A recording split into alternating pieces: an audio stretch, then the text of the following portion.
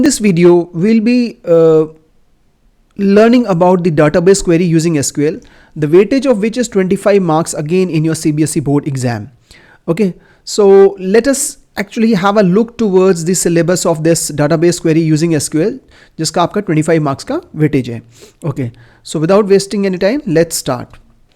So now database query using SQL में जो सबसे important पोर्शन इसके अंदर है, that is basically you can C revision of database concept and SQL commands covered in your class 11.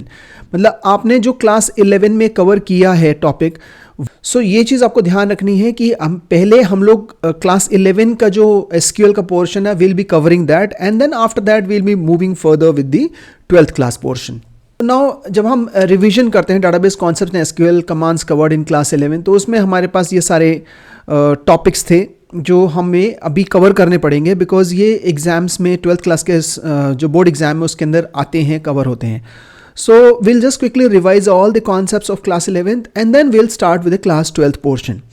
Okay, so now the first thing is introduction to database concepts में what is database. तो a database is an organised collection of data that can be accessed, managed and updated efficiently. That means क्योंकि उसका नाम ही है database management, so that means you can actually manage that particular database. Okay, you can collect the data, you can access that particular data at later point of time, और उसको manage करके आप उसको अगर मान लो changes करने आप वो भी कर सको. So basically we can say it's an organized collection of data. In simple language हम बोल सकते हैं कि it is an organized collection of data. So ये चीज़ आपको ध्यान रखोगे. What is database? Database is an organized collection of data. You can say in your row and column format. You can say that. Fine. So yes. The introduction. Now, why do we need database? हमें database की ज़रूरत होती क्यों है? So there are multiple reasons why do we require database. So some of the reasons are to efficiently manage the data, और data की consistency के लिए, डाटा की इंटीग्रिटी के लिए, डाटा की सिक्योरिटी के लिए. भाई जो भी डाटा है वो गलत नहीं होना चाहिए, करेक्ट डाटा हमारे पास स्टोर होना चाहिए, ठीक है, वो सिक्योर होना चाहिए, it should be in encrypted format. So ये सब रीजंस हैं why do we require any database. Okay, now relational data model concepts में हमारे पास आते हैं. सबसे पहला जो टर्म है that is your domain. So now what is domain. Domain जो है is a set of all possible values that N attribute. अब जब एट्रीब्यूट की बारी आती है तो एट्रीब्यूट क्या होते हैं हमारे? एट्रीब्यूट जो है वो हमारे होते हैं कॉलम्स. तो किसी कॉलम के अंदर जो हमने एक रिस्ट्रिक्शन लगा दिया कि भाई यही स्पेसिफिक वैल्यूज आ सकती हैं, उसको हम लोग बोलते हैं domain. So a domain is a set of all possible values that can be there in an attribute और अ कॉलम. जैसे एग्जाम्पल मैंने यहाँ पे दिया हुआ है कि एज की बात करते हैं, तो एज जो है वो स्टूडेंट का, उसमें मैक्सिमम आपकी वैल्यू जो होगी वो 150 होगी और मिनिमम वैल्यू 0 हो सकती है. तो 0 to 150 के बीच में कोई भी वैल्यू हो सकती है एज वाले कॉलम के अंदर. तो ये जो 0 to 150 है ये उसका डोमेन हो गया. नाउ सिमिलरली जब जेंडर की बात करते हैं, जेंडर कॉलम की बात करते हैं, तो उसमें बहुत सारी वैल्यूज आ सकती हैं. तो लेकिन वो स्पेसिफिक वैल्यूज कौन कौन सी है? It can either contain male, और it can either contain female, और it can contain other.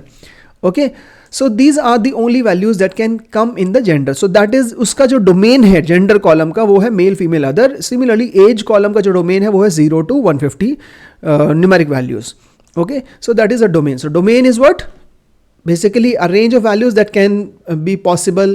We can say all possible values that can come in a column is your domain. Okay, now next, tuple. So tuple is basically a row in a table. आपके जो if you see this particular table, so इस table के अंदर, so now if you see this particular table, so we have two rows. ठीक है, ये रो नहीं होती है, this is actually the heading. So ये this is not considered as a row. तो ये वाली हमारे, हम इसको रो नहीं बोलेंगे. We'll call these are the row. This is the first row and this is your second row. So there are two rows here. ठीक है, उन रोज को ही हम लोग टपल बोलते हैं. तो each row is a tuple. So how many tuples are there? We can say there are 2 tuples in this particular table, student table. Okay, now relation. जो टेबल है उसको हम लोग रिलेशन बोल सकते हैं. So relation is simply the table itself. That means if you see this particular table, तो इस पूरे टेबल को हम लोग रिलेशन बोल सकते हैं. तो relation is nothing but it is basically the table itself which consist of rows as well as columns. Rows को हम टपल्स बोलते हैं और कॉलम्स को हम लोग एट्रीब्यूट्स बोलते हैं. Now next is your candidate keys. So what is a candidate key? वो कॉलम्स जो प्राइमरी की बन सकते हैं किसी भी टेबल के अंदर, उसको हम लोग बोलते हैं कैंडिडेट की. जैसे कि आप अगर यहाँ पे एक ये टेबल आप देखोगे तो यहाँ पे we have a student ID column. So ये यूनिक वैल्यूज कंटेन कर रहा है 1 2. अगर एक नया रिकॉर्ड ऐड करेंगे तो 3 आ जाएगा, नया रिकॉर्ड ऐड करेंगे 4 आ जाएगा. So this can become actually a primary key. Similarly the combination of name and age can also become a primary key. दो ऐसा है नहीं, लेकिन yes if we think of something कि भाई ये इन दोनों के कॉम्बिनेशन प्राइमरी की बन सकता है, तो that means these two are your candidate key. So one is this particular candidate key, इसको हम लोग कैंडिडेट की बोल सकते हैं. जो दूसरा कैंडिडेट की होगा वो ये इन दोनों के कॉम्बिनेशन जो होगा उसको हम लोग कैंडिडेट की बोल सकते हैं. So all the columns which can become primary key are known as your candidate keys. Okay fine. Next is a primary key. What is a primary key? So primary की वो कॉलम है जिसके अंदर जो एक रिकॉर्ड को दूसरे record से अलग करे, that is basically uniquely identifies the tuples in a table और इन अ रिलेशन बोल सकते हैं, या रोज इन अ टेबल बोल सकते हैं. उसमें नल वैल्यूज नहीं होनी चाहिए प्राइमरी की वाले कॉलम के अंदर. ठीक है, तो यहाँ पे हम लोगों ने जैसे 2 कैंडिडेट कीज चूज किए थे. दो candidate keys were basically your first was your student ID and we chose name and age as your primary key. ये दोनों के कॉम्बिनेशन बन सकता है, बट इन दोनों में से एक ही प्राइमरी की बनेगा. 2 कैंडिडेट की हो सकती है, मल्टीप्लाई कैंडिडेट कीज हो सकती है, लेकिन एक ही प्राइमरी की बनेगा. तो let's say for example if we make this particular column as your primary key, तो इस कॉलम को हम लोगों ने प्राइमरी की बना दिया. ठीक है, सो कैंडिडेट कीज कौन कौन सी थी? स्टूडेंट आईडी एंड कॉमा करके नेम एंड एज हो गया. ये 2 हमारी कैंडिडेट कीज थी, लेकिन ओनली 1 विल बिकम प्राइमरी की. जो बच गई इसको हम लोग बोलेंगे ऑल्टरनेट की, जो हमारा नेक्स्ट कॉन्सेप्ट हमारा आता है. ठीक है, so that is your what is an alternate key? An alternate key is an candidate key that is not chosen as a primary key. तो फॉर एग्जांपल हम लोगों ने अभी फिर से मैं आपको बता देता हूं कि ये हम लोगों ने इसको कैंडिडेट की बनाया, then we make this as a candidate key which can become primary key, but only one of these candidate keys can become primary key. सिर्फ इसमें से एक ही प्राइमरी की बनेगा. तो अगर हमने मान लो इसको प्राइमरी की बना दिया, ठीक है, तो जो बच गया उसको हम लोग बोलेंगे ऑल्टरनेट कीज. सो हम ऐसे समझ सकते हैं कि ऑल्टरनेट कीज प्लस में प्राइमरी की, सारे ऑल्टरनेट कीज और सारे प्राइमरी की, मतलब एक ही प्राइमरी की होगा, एक प्राइमरी की जोड़ के हमारे कैंडिडेट कीज बनेंगे. ठीक है, तो alternate key is basically a candidate key that is not chosen as a primary key. तो यहाँ पे name and age, name comma age combination दोनों का बिकम्स द ऑल्टरनेट की आपका. ओके, सो अब आते हैं समरी एक बार देख लेते हैं इन कॉन्सेप्ट्स की. तो सबसे पहले डोमेन है कि क्या पॉसिबल वैल्यूज एक पर्टिकुलर कॉलम में आ सकते हैं, उसको डोमेन बोलते हैं. Tuple is a row in a table. Relation, the whole table is known as a relation. ठीक है, candidate key, all possible unique identifiers of the table which can become primary key are known as your candidate keys. Primary key, the chosen unique identifier one of the candidate key will become a primary key. It cannot contain any null values. And alternate key, the remaining candidate key which has not become a primary key are known as your alternate keys. ठीक है, और इसमें एक और attribute है. Attribute basically क्या होता है? कॉलम को हम लोग एट्रीब्यूट बोलते हैं. जैसे टपल जो है that is your rows, then is relation is your table. Similarly attribute is your columns. Okay, fine. Now why do we use SQL, structured query language? हम क्यों इस्तेमाल करते हैं? तो structured query language का हम लोग सिंपल एक मैं इसमें बता सकता हूँ कि आपको रीज़न सबसे बड़ा जो है दैट इज एक तो ये एक सिंगल लैंग्वेज है जिससे कि आप मल्टीपल डाटाबेस पे वर्क कर सकते हो. So you have to learn one single language that is SQL. This is a language.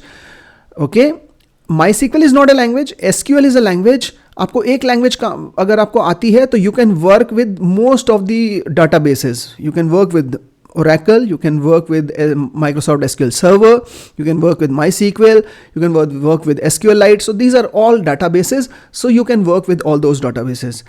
Now next बहुत सारे reasons हैं, जैसे for example easy to learn and use, efficient data retrieval, reduces development time, handles large amount of data and allows complex queries. So we in simple language we can say SQL is like a powerful easy to use tool kit. सो हम SQL को एक बहुत हम ये बोल सकते हैं टूल किट है फॉर वर्किंग विद डाटाबेसेस. तो बहुत सारे डाटाबेस पे काम करने के लिए हम लोग इसको एक टूल किट की तरह बोल सकते हैं कि जो भी काम करना है डाटाबेस पे उसके लिए हमें ये लैंग्वेज की ज़रूरत पड़ेगी. So it helps you find, organise and update information quickly while ensuring the data stays accurate and secure. So that is why we use this structured query language, and because एक language है multiple database पे work करती है तो एक ही language हमें सीखनी है. नाउ जब हम SQL की बात करते हैं तो SQL को हम लोगों ने कैटेगराइज किया हुआ है इन फर्दर सेगमेंट्स. तो first is your data definition language. SQL is what? Structured query language. Language है ना, खुद एक लैंग्वेज है. उसका सब पार्ट है DDL, that is data definition language. So हम DDL को ऐसे बोल सकते हैं कि it is basically the blueprint जो है ना, डाटाबेस का कोई भी ब्लूप्रिंट होगा उसको सेट करने के लिए हम लोग यूज करते हैं. तो ब्लूप्रिंट अगर आपको सेट करना है डाटाबेस का तो you can use this DDL command. So DDL command के कुछ एग्जांपल्स हैं जैसे कि क्रिएट, ठीक है, आप इससे नया टेबल डाटाबेस बना सकते हो. ऑल्टर से आप एग्जिस्टिंग डाटा टेबल को मॉडिफाई कर सकते हो. ड्रॉप से एग्जिस्टिंग डाटाबेस या टेबल को डिलीट कर सकते हो. तो these are common DDL commands. Create, alter and drop are your DDL commands. Okay, next आपका जो सब पार्ट है SQL का, that is data query language, DQL. Now what is DQL? DQL is basically use to fetch data. That is आपका जब भी आपके पास data है लेकिन आपको उसको फेच करना है, सर्च करना है, ठीक है, then in that case you will be using this DQL command. So जब भी आपको कोई डाटा फेच करना है, in that case you will be using the DQL command. तो DQL में एक ही कमांड आता है और वो कमांड आपका है सेलेक्ट, ठीक है. So that is your select command. So DQL is used to fetch your data from the database. It acts as a search tool. आप search tool के, जैसे मान लो आप Amazon या Flipkart के ऐप पे जाते हो या वेबसाइट पे जाते हो, आप कुछ सर्च करते हो. When you are searching, it is using this select command. So it is using this select command. So select command जो है that is used to fetch your records or display your records. Okay. So this is DQL, that is data query language. And next is your DML, that is your data manipulation language. So SQL के तीन part हो गए. First is data definition language, DDL, then is data query language, DQL, and third is your DML, that is data manipulation language. So data manipulation language जो command आप use करोगे, you will be using this DML command to change the data. ठीक है, fetch करने के लिए DQL है, लेकिन change करने के लिए you will be using this DML command. तो चेंज में क्या क्या चीज़ आ जाएंगी? चेंज में आ जाएगा आप रिकॉर्ड ऐड कर सकते हो, आप रिकॉर्ड में कोई चेंजेस करना चाहते हो वो कर सकते हो, डाटा में चेंज करना है कुछ, और आपको अगर कोई डाटा डिलीट करना है तो आप डिलीट कमांड यूज कर सकते हो. So now don't get confuse with the drop and delete command. Drop is your DDL command whereas delete is your DML command. ठीक है, so delete is your DML command whereas drop is your DDL command, that is use to delete your database और maybe your table. Whereas delete is used to actually delete your records. Fine. So these are the three categories of your SQL which are there in the syllabus, though there are many more, but which is beyond your syllabus, we will not touch on those topics. Now अब आते हैं summary of the DDL, DQL and DML commands फटाफट. So DDL जो है वो define करने के लिए यूज होता है, create or modifies the database structure like setting up a new room in your house. तो आप कुछ ऐसा सोच सकते हो कि आपको एक नया रूम सेट करना है तो उसके लिए आप DDL कमांड यूज करोगे. अब उसके बाद आते हैं data query language. So retrieves information like asking question about what is in your house. ठीक है, सो आपके घर में क्या क्या चीज़ें हैं वो आप जब सर्च कर रहे हो, क्वेश्चन कर रहे हो, that is your DQL. Whereas when you change the data, that is your DML, that is manipulate, like adding, updating or removing items in your house, that is your DML, आपका manipulation के लिए. सो आप कुछ इस तरीके से सोच सकते हो कि जब भी आपको कोई नया रूम बनाना है अपने घर में तो वो आपका DDL है. ठीक है, you are creating new thing, whereas उसके अंदर बनाने के बाद आप कुछ आइटम स्टोर करोगे, that is you are manipulating. Store, change, add, remove ये सब करोगे तो that is your manipulating. Whereas if you are searching कि ये चीज़ है ऑलरेडी, बस मेरे को ढूंढना है क्या क्या है ये, तो that is your DQL, that is data query language command. So I hope in simple terms के थ्रू आप आसानी से समझ जाओगे कि हाँ DDL क्या काम करता है, DQL क्या काम करता है और DML क्या काम करता है. ठीक है, अब आते हैं introduction to MySQL. Now MySQL है क्या? MySQL एक DBMS सॉफ्टवेयर है. So it is basically your DBMS software, that is DBMS का फुल फॉर्म है database management system. So DBMS is your database management system. So it is used to store, organize and manage data. It is based on your SQL, that is structured query language, तो इस्तेमाल होता ही होता है. So which is a language for interacting with the database, and MySQL is widely used because it is free easy to use and supports large amount of data efficiently. ठीक है, तो सबसे बड़ा जो इसका एडवांटेज है that is it's open source है, आप वेबसाइट पे जाके इजीली डाउनलोड कर सकते हो, आपको कोई कॉस्ट देने की ज़रूरत नहीं है। Now so in simple words, MySQL is a digital file cabinet that organizes your data neatly into tables and helps you easily find, add or change information using SQL commands. So it's free, reliable and powerful, which is why it is so widely used. So बहुत ज़्यादा use होता है SQL का आपके softwares, apps, games, इन सब चीज़ों में बनाने के लिए। Now let us now start with the commands, that is how we can create a database using MySQL. तो MySQL के अंदर हम किसी डाटाबेस को कैसे बनाएंगे? तो द कमांड इज क्रिएट, जो आपका ये कैपिटल लेटर्स लिखा, you have to use them as it is.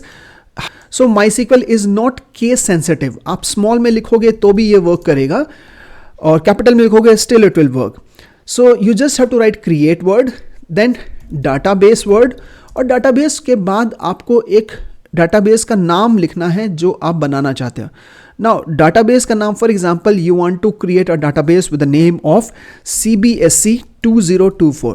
So if I'm going to create this, and please remember there are some naming conventions that you have to follow. For example आप इसके अंदर एक underscore लगा सकते हो, you can only use an underscore or you can use a dollar sign here, ठीक है। Besides this you cannot use any special characters, तो आप डॉलर और अंडरस्कोर साइन यूज़ कर सकते हो। आप स्पेशल करेक्टर्स इसके अलावा स्पेस हो गया, space is also a character in computers, so space use नहीं कर सकते, exclamation sign, dot, at the rate, ये सब यूज़ नहीं कर सकते हो अपने नेमिंग के अंदर। कोट्स वगैरह में आपको नहीं लिखना है, ठीक है। जो कोट्स होंगे पूरे MySQL के अंदर बता दूंगा बाद में कि कहाँ पे इस्तेमाल होंगे। If you continue watching this video you will be understand where will be using the quotes. Quotes मतलब सिंगल कोट्स या डबल कोट्स, ठीक है। So you have to follow the convention and if you just press enter आपका database एक बन जाएगा। So now database आपका create हो गया, fine। So let us move on to opening this database. So once the database is ready you can use this particular use and database का नाम to open this database. तो आपको जब उसको open करना है you simply have to write use और उस database का नाम जो आपने बनाया है। So just write CBSE and then $2024, ठीक है, and just press enter. So it will say this database changed. After every command you have to use a semicolon, ठीक है, मतलब हर आपको कमांड के बाद सेमीकोलन लगाना है टू स्पेसिफाई कि ये मेरा कमांड ख़त्म हो गया है। इसीलिए आप अपने कमांड को मल्टीपल लाइन्स में ब्रेक कर सकते हो, ज़रूरी नहीं है कि आप सारा पूरा कमांड एक ही लाइन में लिखो। For example if I am creating a new database I can right create in one line, दूसरी लाइन में जाके मैं लिख सकता हूँ डाटाबेस, तीसरी लाइन में जाके लिख सकता हूँ डाटाबेस का नाम, ठीक है। So I am creating let's say for example CBSE 2024, वो डॉलर था, इसमें नहीं है वो डॉलर साइन, ठीक है। Now if I press enter so you can सी वो ऑलरेडी एग्जिस्ट कर रहा है, इट सेज डाटाबेस एग्जिस्ट, सो इस नाम से ऑलरेडी होगा इसलिए बना नहीं रहा है, otherwise it would have easily create the CBSE 2024, fine. So now create, आप मल्टीपल लाइन्स में कमांड को ब्रेक डाउन कर सकते हो, सिंगल लाइन लिख सकते हो, केस सेंसिटिव नहीं है, कैपिटल लिखो, स्मॉल लिखो, कोई फ़र्क नहीं पड़ता आपका।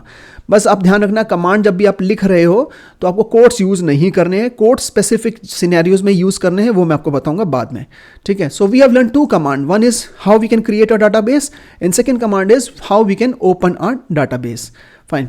Now next is how we can create a table, हम किसी टेबल को कैसे क्रिएट कर सकते हैं। सो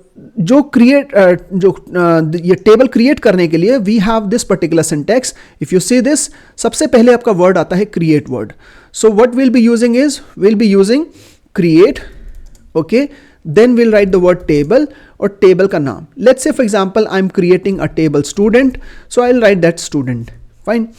now I will also quickly show you a question जो आपके बोर्ड के एग्जाम में आते हैं, उस क्वेश्चन को कैसे आप सॉल्व करोगे using this particular command. So I just open that. So now it says write an SQL command to create a table named students. So students के नाम से मुझे एक टेबल बनाना है, तो मैं क्या लिखूँ, क्रिएट टेबल, टेबल का नाम क्या है, स्टूडेंट्स। अब ये चीज़ ध्यान रखो, कैपिटल स्मॉल का फर्क नहीं पड़ता है, ठीक है, आप कोट्स यूज़ नहीं करोगे, बस ये चीज़ ध्यान रखना। बहुत सारे बच्चे क्या करते हैं, इसको कोट्स में डाल देंगे, एग्जाम में दिया होगा कोट्स में तो उसको भी एज इट इज़ ही लिख देंगे एज इट, नहीं, आपको कोट्स में इसको इनक्लूज नहीं करना, आपको लिखना क्रिएट टेबल, टेबल का नाम, जस्ट ओपन द पैरेंथेसिस, ठीक है। सो जब बोला है create a table, just you have to write create a table, नहीं क्रिएट टेबल, क्योंकि जो सिंटेक्स है वो आपको फॉलो करना पड़ेगा. So create table, table name that is students. Fine, ये पैरेंथेसिस आपको ओपन करना है बिकॉज ये सिंटेक्स का ही पार्ट है. ठीक है, दिस प्रेस एंटर. ठीक है, आप एक लाइन में भी लिख सकते हो, लेकिन will go to the next line. क्यों? अब आपको क्या करना है, ये जो स्ट्रक्चर है यहां से शुरू है. दैट इज फर्स्ट आपका स्टूडेंट आईडी है, उसका डेटा टाइप न्यूमेरिक दिया हुआ है, then primary key. So now यहां से कुछ बच्चे यहां इस वाली लाइन से शुरू करते हैं. नहीं, ये गलत है. ये उसका सिर्फ हेडिंग है कि ये क्या है, ये कॉलम के नाम है, ये डेटा टाइप्स हैं उनके, और ये उनकी कॉन्स्ट्रेंट्स हैं. ठीक है, so now just specify create table students, open the parenthesis, just write as it is student, then ID. Okay, it doesn't matter if it is capital or small. Then just write numeric, just put a space and write primary key. Okay, primary और की में space है, ध्यान से देखो. अगर आप constant में तो एज इट इज लिखना है, आपको कोई चेंजेस नहीं करने. बस लास्ट में मैंने एक चीज ऐड की, यहाँ पे कॉमा लगा दिया. अब अगली लाइन में जाने के लिए आपको ये बताना है कि भाई मैं अगला नेक्स्ट लाइन में क्रिएट कर रहा हूँ. ठीक है, सो नाउ यहाँ पे आप क्या करोगे, first name, then data type varchar, size 20. Now if you just have a look, मैंने कोई चेंज नहीं किया, मैंने बस यहाँ पे स्पेस दिया है एक. ठीक है, दैट इज कॉलम के नाम के बाद यहाँ पे स्पेस दिया है डेटा टाइप मेंशन करने के लिए, फिर यहाँ स्पेस दिया है कॉन्स्टेंट मेंशन करने के लिए. यहाँ पे अगर कॉन्स्टेंट नहीं है just put a comma, that's all. ठीक है, एंड देन आफ्टर दैट ये जो हमने पैरेंथेसिस ओपन किया था वी हैव टू क्लोज, और लास्ट में कॉमा नहीं लगाना आपको. यहाँ पे जो फ्लोट वाली वैल्यूज होती हैं वो हमारा कॉमा सेपरेटेड आती है, that is 10,2. Now what do mean by this 10,2 is there will be total 10 digits. उन 10 डिजिट में से 2 डेसिमल के बाद वाली डिजिट्स होंगी. ठीक है, so total 10 digits can be there including the decimal portion. That means decimal से पहले 8 डिजिट और डेसिमल के बाद 2 डिजिट्स होंगी. ये जो 20 साइज है इसका मतलब हो गया कि इस फर्स्ट नेम के अंदर मैक्सिमम जो मैं नाम डाल सकता हूं उसमें 20 कैरेक्टर्स हो सकते हैं, उससे ज़्यादा नहीं. ज़्यादा डालूंगा तो एरर आ जाएगा. सेम लास्ट नेम में I can enter at the most 10 characters but not more than that. Date, क्योंकि डेट स्पेसिफिक साइज होता है तो इसलिए साइज हमने मेंशन नहीं किया है. ठीक है, फाइन. और न्यूमेरिक जैसे दिया हुआ है हम साइज भी मेंशन कर सकते थे, लेकिन क्योंकि एग्जाम में नहीं दिया हो तो हम मेंशन नहीं कर रहे हैं. सिंपल सिंटेक्स है आपको यूज करने के लिए. Just close the parenthesis, last में कॉमा नहीं लगाना. ये जो पैरेंथेसिस ओपन किया था इसको बस आपको क्लोज करना है. And then after that you just have to put a semicolon. ठीक है, and just press enter and your command will execute and this will create your table. So it says query okay, that means आपका table create हो गया. ठीक है, अभी देखने की चिंता मत करो, अभी सिर्फ ये सीखो कि आपका टेबल कैसे क्रिएट करना है. So the syntax for creating the table is create table, table name, open the parenthesis, column का नाम, डेटा टाइप, उसका पैरेंथेसिस में साइज, कॉन्स्टेंट. बहुत बच्चे यहाँ पे हर बार कॉमा लगा देंगे, यहाँ पे यहाँ कॉमा लगा देंगे, ये ठीक है, यहाँ कॉमा मतलब यहाँ पे कॉमा लगा देंगे. ठीक है, यहाँ कॉमा लगा देंगे, यहाँ कॉमा नहीं. भाई कॉमा हम क्यों मेंशन कर रहे हैं, कॉमा हम इसलिए मेंशन कर रहे हैं कि भाई इस कॉलम के बाद दूसरा कॉलम शुरू हो रहा है, then we are mentioning this comma, otherwise this comma is not required. ठीक है, क्योंकि एक लाइन में भी आप लिख सकते हो तो उसको कैसे पता चलेगा नेक्स्ट कॉलम स्टार्ट हो गया. तो वो बताने के लिए we put the comma at the end of the lines. तो इसीलिए आप मल्टीपल लाइन्स में ब्रेक करके चलो, आपका एरर खत्म हो जाएगा. अब जो लास्ट है उसमें कॉमा हमने नहीं दिया क्योंकि इसके बाद कोई कॉलम एक्स्ट्रा नहीं आ रहा है यहाँ पे. That is why we have not put the comma here. ठीक है, so this is the syntax for creating your table. Fine. So now next is altering a table. Altering a table का मतलब हो गया कि आप टेबल बना चुके हो, हमने अभी टेबल बनाया and you have seen the structure. उसमें हमारे पास जो कॉलम्स आए हैं वो स्टूडेंट आईडी है, फर्स्ट नेम है, लास्ट नेम है, डेट ऑफ बर्थ है, परसेंटेज है. ठीक है, ये सारे कॉलम्स हैं. अब मुझे मान लो एक और कॉलम ऐड करना है. ठीक है, I want to add marks column. तो मैं कैसे ऐड करूँगा? So to do that we'll be using an alter table command. So alter table जो command है वो हमारा यूज होता है टेबल के स्ट्रक्चर में मॉडिफिकेशन करने के लिए. बहुत बार एग्जाम में क्वेश्चन भी आता है, थियोरेटिकल क्वेश्चन, कि what is the use of alter table command. So alter table is used to modify the structure of the table. Fine. So let us say for example कि हमारे पास ये table था, हम लोगों ने बना दिया एंड उस टेबल के अंदर we have these columns, student ID, first name, last name, date of birth and percentage. Now I want to add one more column and the name of the column will be let's say for example marks. Percentage तो है, marks नहीं है इसके अंदर, marks add करना चाहता हूँ. तो कैसे करेंगे? I will write the syntax as, I'll just show you the syntax to add a column. So I'll write alter table, और टेबल का नाम क्या है आप यहाँ पे देखोगे, टेबल का जो नाम है that is your students. So this is your table name. So alter table के बाद आपको टेबल का नाम मेंशन करना जरूरी है. So you write students. Okay, then you have to write the word add. You can see the syntax from here. ठीक है, यहाँ पे मेंशन मैंने किया हुआ है. So this is the word you have to write. So add के बाद क्या है, कॉलम का नाम, उसका डेटा टाइप और size. This is how you can add a column. So add के बाद मैंने लिखा add, and then after that I mentioned marks. Okay, then उसका डाटा टाइप मैंने दिया, किस तरीके का डाटा उसमें स्टोर होगा, न्यूमेरिक डाटा स्टोर होगा, जस्ट एंटर न्यूमेरिक. ठीक है, एंड देन जस्ट उसका साइज अगर नहीं है leave it, otherwise just put, आप उसमें डेसिमल में डालना चाहते हो you can use float as well. So just put a semicolon here. That's all to create or add a new column to this existing table. Existing table में एक नया column add करने के लिए ये सिंटेक्स हमारा हो गया. ठीक है, आपको सिंटेक्सेस याद होंगे तो आपका माई सीक्वल बहुत ईजी है. So it says query okay, 0 rows affected. 0 rows का मतलब अभी इसमें कोई डाटा तो है नहीं, खाली पड़ा हुआ है पूरा टेबल. तो इसीलिए बोल रहा है कि कोई मतलब क्वेरी तो ओके है लेकिन कोई रो इसमें इफेक्ट नहीं हुआ, चेंज नहीं हुआ, कोई रिकॉर्ड में कोई चेंजेस नहीं हुआ, कुछ नहीं हुआ. ठीक है, नाउ नेक्स्ट हमारा आता है. आप बोलोगे कि सर टेबल तो एक बार दिखा दो. तो टेबल देखने के लिए हमारे पास एक सिंटेक्स होता है डिस्क्राइब और टेबल का नाम, that is students. So if you see that, so now you can see the structure of the table. So यहाँ पे जो डिस्क्राइब स्टूडेंट्स मैंने लिखा, तो you can see all these columns are there. तो we have student ID, first name, last name, date of birth, mark, percentage, और marks अभी अभी मैंने ऐड किया है, पहले नहीं था ये. ठीक है, अब आप बोलोगे सर हमने तो न्यूमेरिक ऐड किया था, डेसिमल क्यों शो कर रहा है? तो वो ऑटोमेटिकली अपने आप ही वो डेसिमल ले रहा है. लेकिन डेसिमल में आप देखोगे कॉमा के बाद 0 है, मतलब पॉइंट में कोई भी वैल्यू नहीं होगी.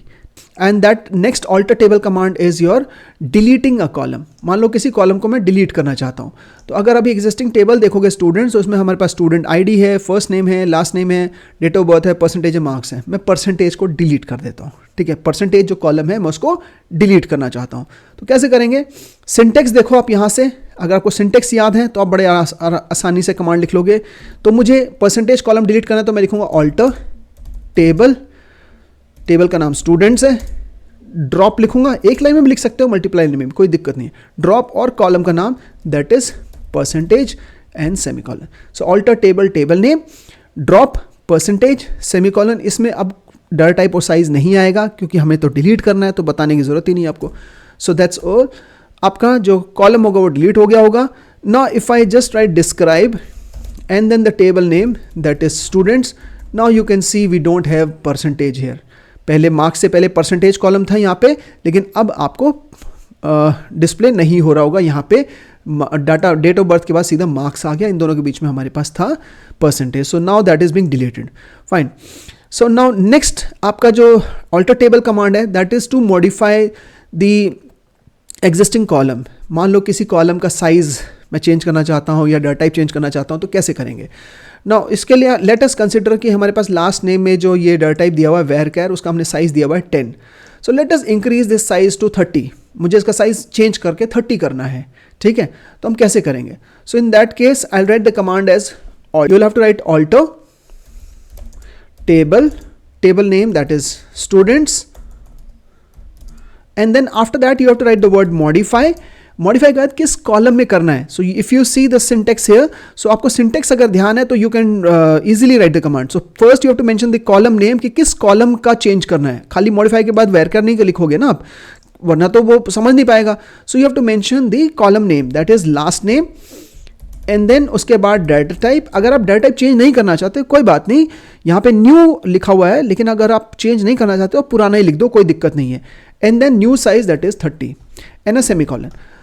So this particular statement will change the size of last name column from 10 to 30. So these are the 3 alter table commands that you have to remember in your class 12th. So now if I just show the structure of the table by using the describe and then table name. So now you can see पहले हमारे पास जो last name column था उसमें जो size था वो 10 था. Now you can see the size have been increased from 10 to 30. तो change हो गया है. So now we have learned how to add a new column to the existing table, delete a column, or modify the data type and the size of the existing column. Okay, so now we'll move on to the next command. Okay, so the next command is your drop table command. So drop table, अगर मान लो इस table को पूरा का पूरा मुझे delete करना है एक साथ में, तो अब इसके अंदर जो भी डाटा होगा, पूरा टेबल मुझे डिलीट करना है, तो इसमें जो भी डाटा होगा वो सब डिलीट हो जाएगा, स्ट्रक्चर डिलीट हो जाएगा, everything. So if you have to delete the entire table along with the structure, so for that you will be using drop. So if you write drop table and the table name, that is students, and a semicolon, so this has deleted the entire table. पूरा का पूरा table आपका delete हो गया. Now if you write describe and then students, तो वो error देगा because वो टेबल तो अब डिलीट हो चुका है, अब है ही नहीं, तो स्ट्रक्चर कहाँ से दिखाएगा. तो इट्स क्लियरली सेज कि टेबल CBSE $2024 डॉट स्टूडेंट्स, मतलब इस डाटाबेस के अंदर ये जो टेबल था वो तो अब उसको नहीं मिल रहा है क्योंकि हम उसको डिलीट कर चुके हैं. ठीक है, so this is how you can delete a table. Next is deleting a database. अगर आपको पूरा का पूरा डाटाबेस डिलीट करना है, अब डाटाबेस डिलीट करने का मतलब हो गया कि आपको उसके अंदर जितने टेबल होंगे वो सब डिलीट हो जाएंगे. So for that you have to write drop database, और डाटाबेस का नाम, sorry, the database name is CBSE $2024. तो ये पूरा का पूरा डाटाबेस जो है वो डिलीट हो गया होगा. अब अगर हम यूज लिखेंगे, यूज CBSE $2024, तो ये देखोगे अननोन डाटाबेस, और डाटाबेस है ही नहीं, हमने उसको डिलीट कर दिया है. So we have learn how we can delete a database as well. Okay, now अब आते हैं ये जितने हमने कमांड्स किए, ठीक है, that is creating a database, opening a database, then is creating a table, altering a table, ठीक है, then is deleting a table और deleting a database. ये सारे कमांड्स जो हैं वो हमारे DDL सेट ऑफ कमांड्स हैं. ना अब आते हैं DQL कमांड में, that is data query language में. Now let us say for example I want to fetch the name, okay, along with their date of birth and their city. मैं तीन चीज़ें डिस्प्ले करना चाहता हूँ, ठीक है. So know what statement will I be writing. तो यहाँ पे सबसे पहले हम लिखेंगे सेलेक्ट, देन उसके बाद स्टार नहीं लिखेंगे, हम लिखेंगे इन तीनों कॉलम्स के नाम. अब जरूरी है 3 कॉलम, 4 कॉलम भी हो सकते थे जो हमें डिस्प्ले करने हैं. कॉमा सेपरेट करके, कोट्स में नहीं आएगा. अगेन बार बार मैं बोल रहा हूँ कि कोट्स MySQL में बहुत कम आता है, ठीक है. सो नाउ यहाँ पे सबसे will just simply write the command. So the command will write select name, comma, I want to display the date of birth and city, so I will write the name of the column, that is DOB, comma, city. So अब यहाँ से अगर आप ध्यान से देखोगे, so now I want to display name, so that is why I have written select के बाद मैंने name लिखा है. I want to display DOB, so I have written DOB, then I have written city, ठीक है, comma separate करके, quotes में नहीं आएगा अगेन, और वगैरह एंड नहीं, सेलेक्ट की लाइन में एंड और ये सब कुछ भी अलाउड नहीं है. You can either write an asterisk sign or you can specify the name of the column that you want to display. After that, once you have written this, you have to write from. Okay, now you can go on to the next line and then write the from, या फिर आप continue इसी line में भी आप लिख सकते हो. So you just have to write from and then table name, that is student. So now अब ये स्टार नहीं लगाया मैंने यहाँ पे. अगर मैं स्टार लगाता तो ये सारी चीज़ें दिखाता, रोल नंबर भी, नेम भी, क्लास भी, DOB भी, जेंडर भी, सिटी भी, मार्क्स भी, सब कुछ दिखाता. लेकिन मैंने लिखा है सिर्फ हमें दिखाना है नेम, DOB और सिटी, तो it will only display these 3 columns. So ये हमारा हो गया फर्स्ट कि if we have to display specific attributes, we can say at specific columns from the table. So in that case just write those column names after select. तो select के बाद सिर्फ उन कॉलम का नाम लिखना है आपको, और from तो नेक्स्ट लाइन में आना ही आना है. तो हरदम याद रखो कि आप इसको लाइन में ब्रेक करके रखो. तो पहली लाइन में select, सेकेंड लाइन में from, ठीक है. ये कंपलसरी, हर बार आप अगर इसको फॉलो करोगे कभी आपसे मिस्टेक नहीं होगी, specially with related to select command, ठीक है. So now if I press enter, okay, so now you can see it has only displayed name, DOB and city, और बाकी columns इसने नहीं show किए हैं. It has only fetched these 3 columns. Okay, now we will move on to the where clause. अब जो आपका ये थर्ड आपका जो चीज़ है where, so where आपका ऑप्शनल होता है, select और from कंपलसरी है. where आप तभी लगाओगे जब आपको एक्चुअल में कोई फिल्टर करने हैं रिकॉर्ड्स को, ठीक है. so now we'll see what all conditions we can put, ठीक है. Will stick towards the syllabus portion only. तो जो सिलेबस में आपके वेयर क्लॉज में कंडीशंस अलाउड है सिर्फ वो हम लोग पढ़ेंगे, बाकी नहीं पढ़ रहे हैं, ठीक है. सो यहाँ पे वेयर में सबसे पहला जो चीज़ है that is the filtering of the records on the basis of using your relational operators. So that is, if you want to filter your records on the basis of the relational operators. Now what are relational operators? Relational operators हमारे होते हैं हम less than sign, ये एक relational operator है, less than sign. Then we have this is a greater than sign, this is less than sign, this is greater than equal to, okay, this is less than equal to, this is an equal to and not equal to. ये हमारे 6 relational operators होते हैं. तो अब आप इसको ऐसे read कर सकते हो. बच्चों को बहुत कंफ्यूजन होता है कि लेस देन और ग्रेटर देन साइन के बीच में. नाउ हम लोग पढ़ कैसे रहे हैं, हम लेफ्ट टू राइट पढ़ रहे हैं. तो हमने जब बोला वेयर, कॉलम का नाम और उसकी तरफ मुंह खुला हुआ है, that is greater than sign.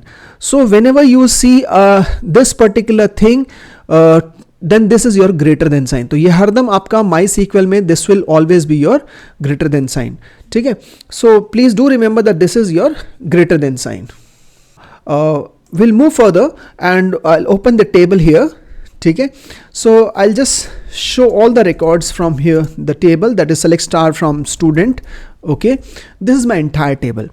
Now what I want to view is I want to view all the attributes. So मुझे सारे के सारे attributes मुझे display करने हैं. मुझे roll number भी दिखाना है, name भी दिखाना है. I want to view all the attributes. ठीक है, of only those students, ठीक है, of only those students, ठीक है, whose marks is more than 450. तो मैं अब जो कंडीशन लगा रहा हूं वो किस पे लगा रहा हूं, मैं मार्क्स पे लगा रहा हूं. तो यहां पे फिल्टर जो लगेगा वो मार्क्स पे लगेगा. तो how I will be writing the command, I want to display all the columns. So what I will be writing is I will write select asterisk. ठीक है, I will go to the next line. ठीक है, and then I'll write from table name, that is student. Now I will put a condition where, अब मैं जो condition लगाने वाला था, I wanted to put a condition on the marks column जिसका marks 450 से ज़्यादा है. So what I'll be writing is where के बाद I'll be writing marks, column का नाम अगेन कोट्स अभी भी मैंने नहीं लगाए कहीं पे भी, ध्यान से देखना आप, where marks और greater than or 450 and then a semicolon. So this is the filter that I have added here. So where के बाद जो कंडीशन लगेगी, where के बाद एक चीज तो ध्यान रखना कि जब भी where लगाओगे ना उसके बाद कॉलम का नाम कंपलसरी आना ही आना है. चाहे आप कोई भी कंडीशन लगा रहे हो, where के बाद कॉलम का नाम कंपलसरी, किस कॉलम पे आप कंडीशन लगा रहे हो वो बताना जरूरी होता है. देन रिलेशनल ऑपरेटर्स में 6 रिलेशनल ऑपरेटर्स हैं. अगर आप उनके थ्रू लगा रहे हो तो वो आपको सिंबल लगाना है ग्रेटर देन का या लेस देन का या ग्रेटर देन इक्वल टू का या नॉट इक्वल टू का. अब ग्रेटर देन और ग्रेटर देन इक्वल टू में फर्क ये होता है कि अगर ग्रेटर देन लगाया तो सिर्फ 450 से ऊपर वाले रिकॉर्ड दिखाएगा, हमने ग्रेटर देन 450 लिखा है. लेकिन अगर मैं इक्वल भी लगा देता तो अगर किसी का 450 होता मार्क्स वो भी शो करेगा मुझे. ठीक है. So now if I just press enter, so total आप देखना, ध्यान से देखना एक चीज, तो टोटल हमारे पास अभी 8 रिकॉर्ड्स हैं. ठीक है, we have total 8 records, but जैसे मैं enter press करूंगा, how many records will it display? So it has displayed only 3 records. This is filter, this is filtering, this is condition, okay, this is criteria we can say. So जो criteria जहां जहां match हुआ वो सिर्फ 3 record थे जहां पे कि मार्क्स 450 से ज्यादा है. ठीक है, so this is how it works. So where के बाद you can use any relational operator. Okay, let us see one more command here. So मेरा पूरा ये टेबल है. Let's say I want to display the name, gender, city and marks of those students who study in class 11. जो 11th class में पढ़ रहे हैं बच्चे, उनका मुझे नेम, जेंडर, सिटी और मार्क्स देखना है. I hope you might have got it. So first of all, what I have to display, which columns I have to display, which all attributes I have to display. So I'll write that select, I have to display name. Okay, case sensitive नहीं है, आप small में लिखो, capital में लिखो, कोई फर्क नहीं पड़ता. Select name, comma, gender, comma, city, comma, marks. Okay, from table name. एक लाइन में भी कमांड लिख सकते हो, कोई दिक्कत नहीं है, लेकिन आप ब्रेक करके लिखोगे आपको याद रहेगा. देन वेयर, अब कंडीशन किस कॉलम पे लगी हुई है? The condition is actually placed on this particular column and that column is your class. तो क्लास कॉलम पे हमारी कंडीशन लगी हुई है. So now I will be writing class, where के बाद क्लास. ठीक है. So I will be writing where class equal to, and then अब यहां पे जब मैं ये 11 लिख रहा हूं ना, तो ये जो 11 होगा ये कोट्स में आएगा. आप सिंगल कोट्स भी लगा सकते हो, आप डबल कोट्स भी लगा सकते हो, दोनों अलाउड है. अब कोट्स फर्स्ट टाइम हम अपने पूरे MySQL में यूज कर रहे हैं, तो कोट्स लगाने के लिए आप एक सिंपल सा लॉजिक इस्तेमाल कर लेना कि जो आपका टेबल होगा, ठीक है. So where is your table, I just remove this filter. Yeah, so where is your table? This is your table. Now table के अंदर जो डाटा है, मतलब जो टपल्स हैं, how many records are there? 8 records are there. ये records हमारे पास हैं. आप जब भी इनमें से कोई भी वैल्यू अपने क्वेरी में लिख रहे हो, ठीक है, कहीं पर भी आप लिख रहे हो क्वेरी के अंदर, ये वैल्यू ऊपर नहीं, ये वैल्यू 1 2 3 4 5 6 7 8 आनंद, चेतन, गीत, प्रीति, ये आप जब लिख रहे हो और अगर वो नंबर नहीं है, then you will enclose it in quotes. I'll repeat my statement again, क्योंकि ये बहुत confusion होता है बच्चों को कि कोट्स कहाँ लगाना है MySQL. पूरे MySQL में कोट्स कहीं नहीं लगाना. सिर्फ आपका जो एक्चुअल रोज हैं उनके अंदर जो भी आपकी नॉन न्यूमेरिक वैल्यूज हैं. नॉन न्यूमेरिक का मतलब हो गया कि आपका, जैसे हम यहाँ पे अगर चूज करते हैं इस रिकॉर्ड के अंदर, so we have this data, ठीक है, 11, ये नॉन न्यूमेरिक डाटा है. ये भी नॉन न्यूमेरिक है. क्यों नॉन न्यूमेरिक है? क्योंकि बीच में ये जो माइनस साइन आ रहा है ना, ये नॉन न्यूमेरिक की कैटेगरी का है, ठीक है. M, this is non numeric data, this is non numeric data. तो आप जब भी ये वैल्यूज आप यूज करोगे, ठीक है, similarly if you use any of these name, if you use any of these class, if you use any of these date, if you use any of these gender, ठीक है, if you use any of this city, तो ये अगर नाम नीचे query में कहीं पर भी यूज हो रहा है, ठीक है, तो आप उसमें कोट्स लगाओगे. That is non numeric data, only data, ठीक है. कॉलम का नाम नहीं, टेबल का नाम नहीं, ओके, डाटाबेस का नाम नहीं, ओनली डाटा, एक्चुअल डाटा. वो अगर नॉन न्यूमेरिक डाटा है, then you will enclose it in quotes. That quotes can be either single quotes or double quotes. ये चीज आप ध्यान रखोगे तो आपको कोट्स की गलती तो MySQL में नहीं होगी बिल्कुल भी, ठीक है. Now I hope that is clear. Okay fine. So now if I press enter, I have a filter, मैंने फिल्टर लगा दिया. टोटल 8 रिकॉर्ड्स हैं, आप देखो यहाँ पे टोटल 8 रिकॉर्ड्स हैं. If I press enter, it displays only 3 records, मतलब 3 ही रिकॉर्ड ऐसे थे जहां पे कि क्लास 11 वाला क्राइटेरिया फुलफिल हो रहा था, और उनका हमने सिर्फ उनका हम लोगों ने सिर्फ नेम, जेंडर, सिटी, मार्क्स, ये सब शो किया है. We have only displayed these 4 columns. So you can see this only 4 columns are visible here. The rest of the column are hidden. ठीक है. Then after that condition में लगाई where class is equal to 11. Class यहाँ पे हमने नहीं दिखाई है, लेकिन कंडीशन लगाई है कि भैया जो क्लास 11 के बच्चे हैं उन्हीं का सिर्फ नेम, जेंडर, सिटी और मार्क्स दिखाओ. तो आप कंडीशन वेयर के बाद किसी भी कॉलम पे लगा सकते हो, चाहे आप उसको डिस्प्ले कर रहे हो या चाहे नहीं कर रहे हो, कोई दिक्कत नहीं है. वेयर के बाद आप किसी भी कॉलम पे कंडीशन लगा सकते हो, ये हरदम ध्यान रखना. I hope that is clear. So now you have learned how to filter records using relational operators. We'll move further, और अभी क्योंकि filtering काफ़ी ज़्यादा है, ठीक है, so we'll move further. Okay, now we will filter our records using logical operators.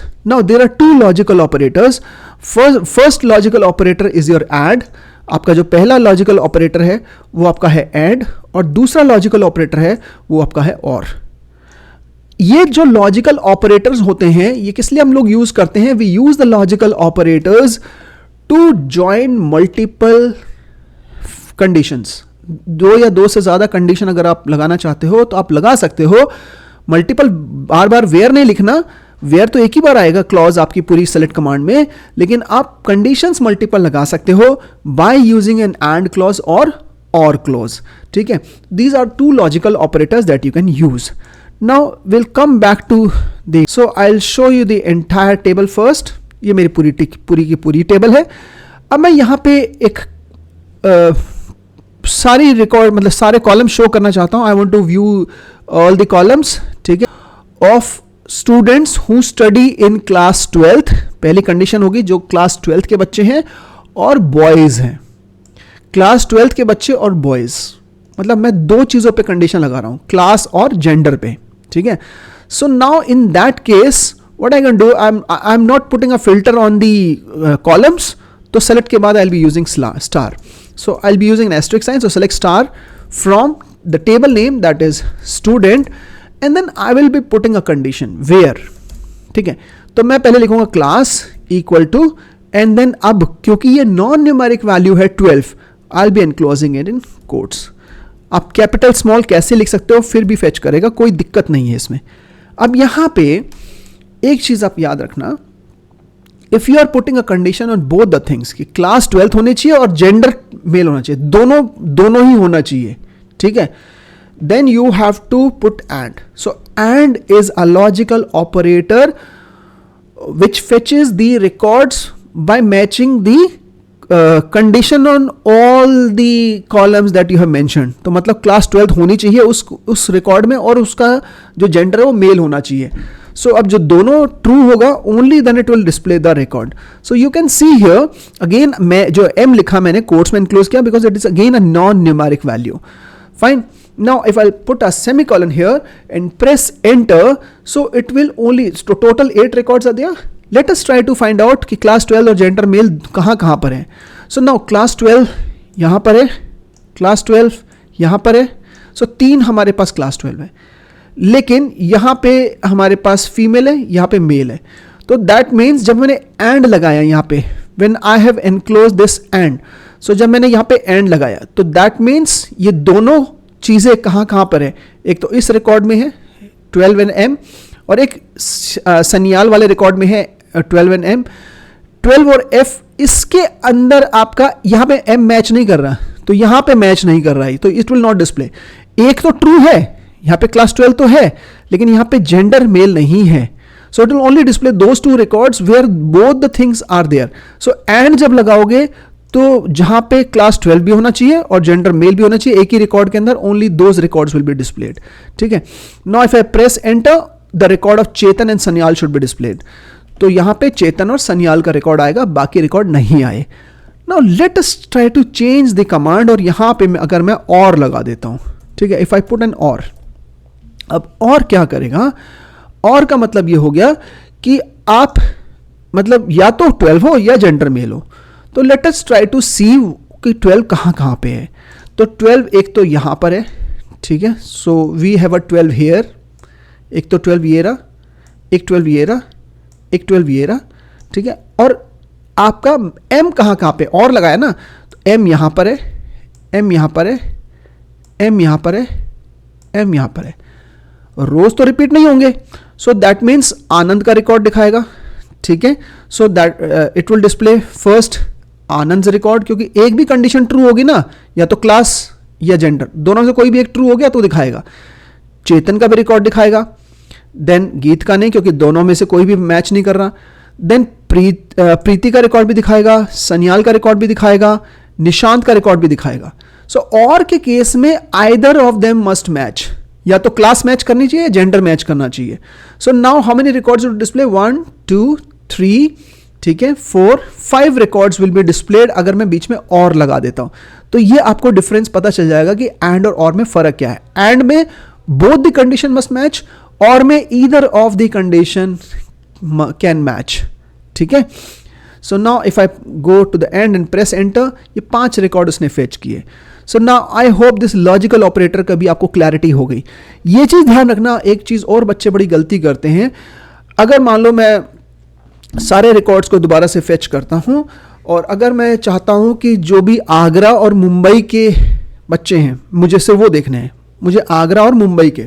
Now अब दोनों ही चीजें आगरा और मुंबई वो दोनों एक ही कॉलम में है, और वो है सिटी, ठीक है. आगरा मुंबई, ठीक है, आगरा मुंबई, ठीक है. मुझे आगरा और मुंबई के बच्चे देखने हैं, तो दोनों जो है वो एक ही कॉलम में है, और उस कॉलम का नाम है सिटी. तो अब कैसे कंडीशन लगाएंगे, तो you will be using something like select star from student where city is equal to, पहले आप एक कंडीशन लगाओ, फिर दोबारा लिखोगे और फिर से और के बाद दोबारा पूरी कंडीशन दोबारा लिखनी है. ये नहीं कि और मुंबई, ये गलती बहुत फ्रीक्वेंट गलती हम लोग देखते हैं जब बच्चे कमांड्स लिखते हैं. तो और सिर्फ कंडीशन को जोड़ने के लिए है, लेकिन कंडीशन पूरी लिखी होनी चाहिए, ठीक है, और मुंबई मतलब उसको समझ में नहीं आएगा, और क्या, और city is equal to Mumbai, ये करेक्ट कमांड है, ठीक है। तो where city is equal to Agra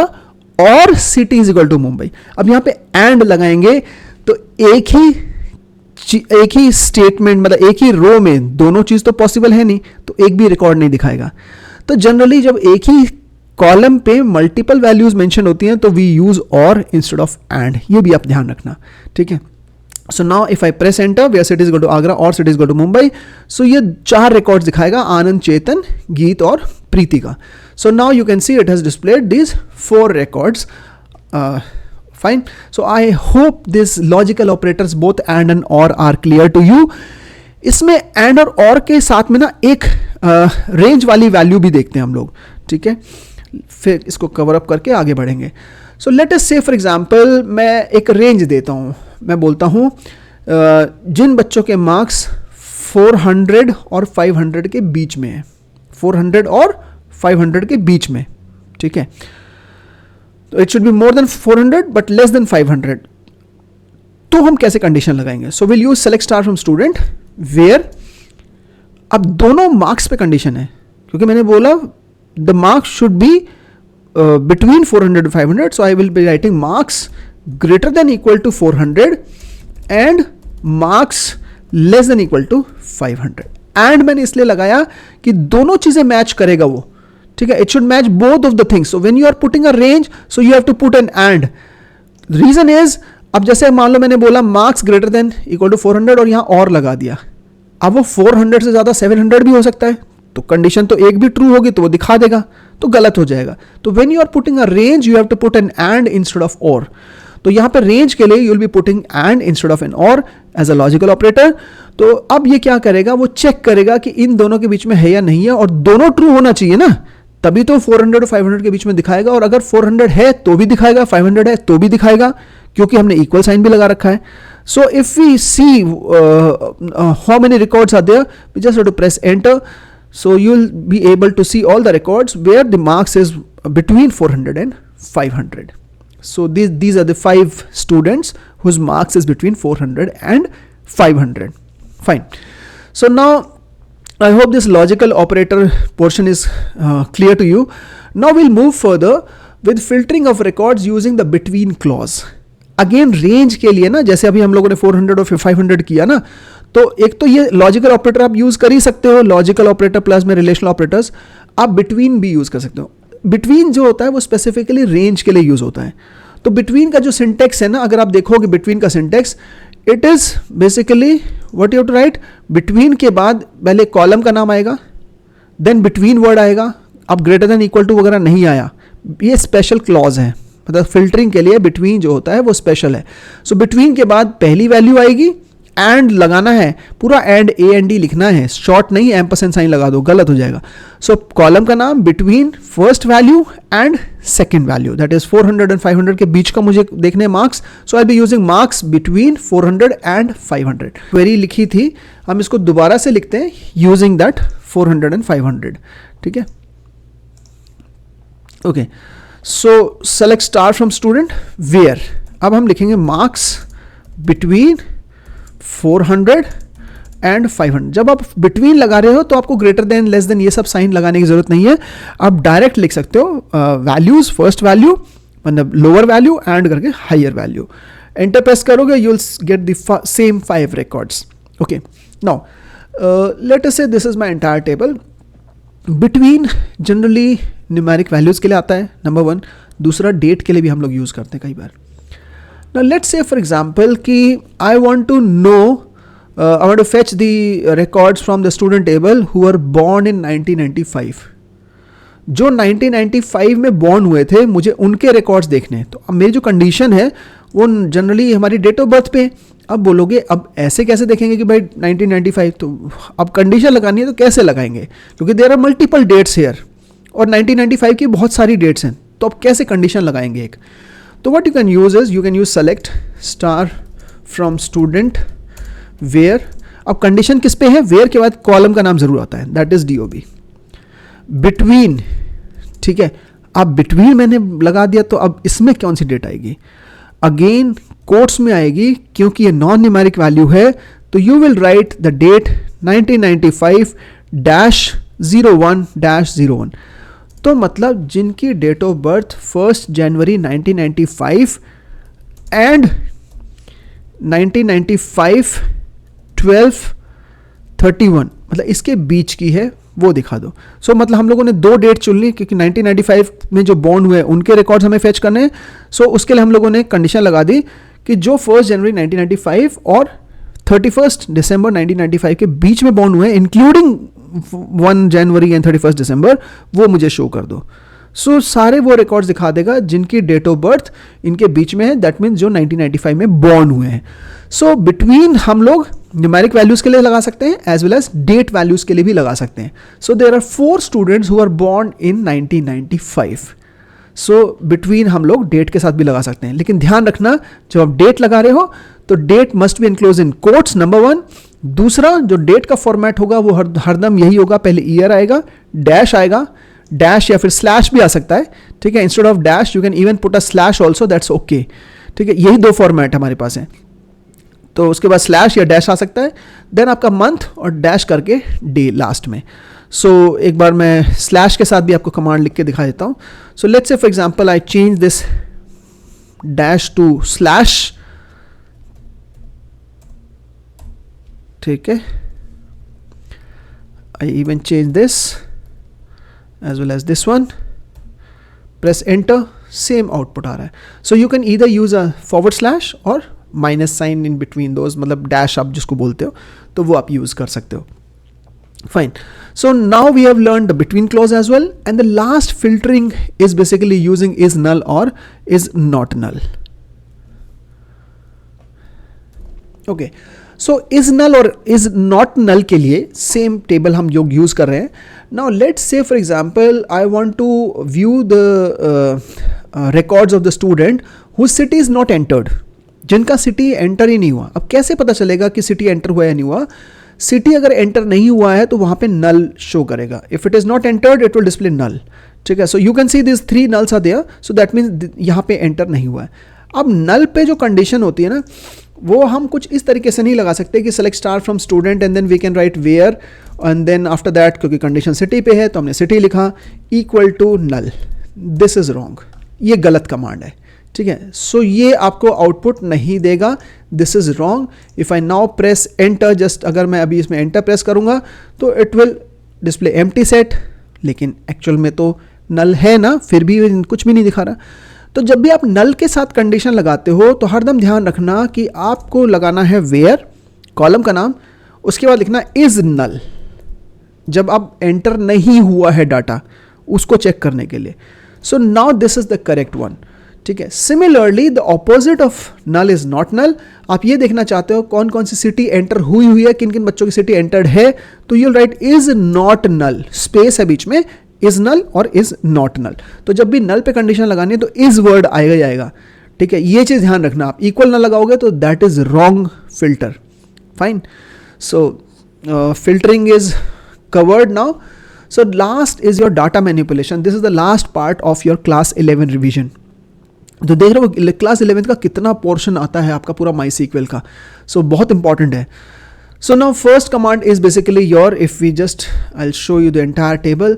Now the first command is your insert into table name values. Now ये जो record, ये जो command है data manipulation का, ये होता है record add करने के लिए।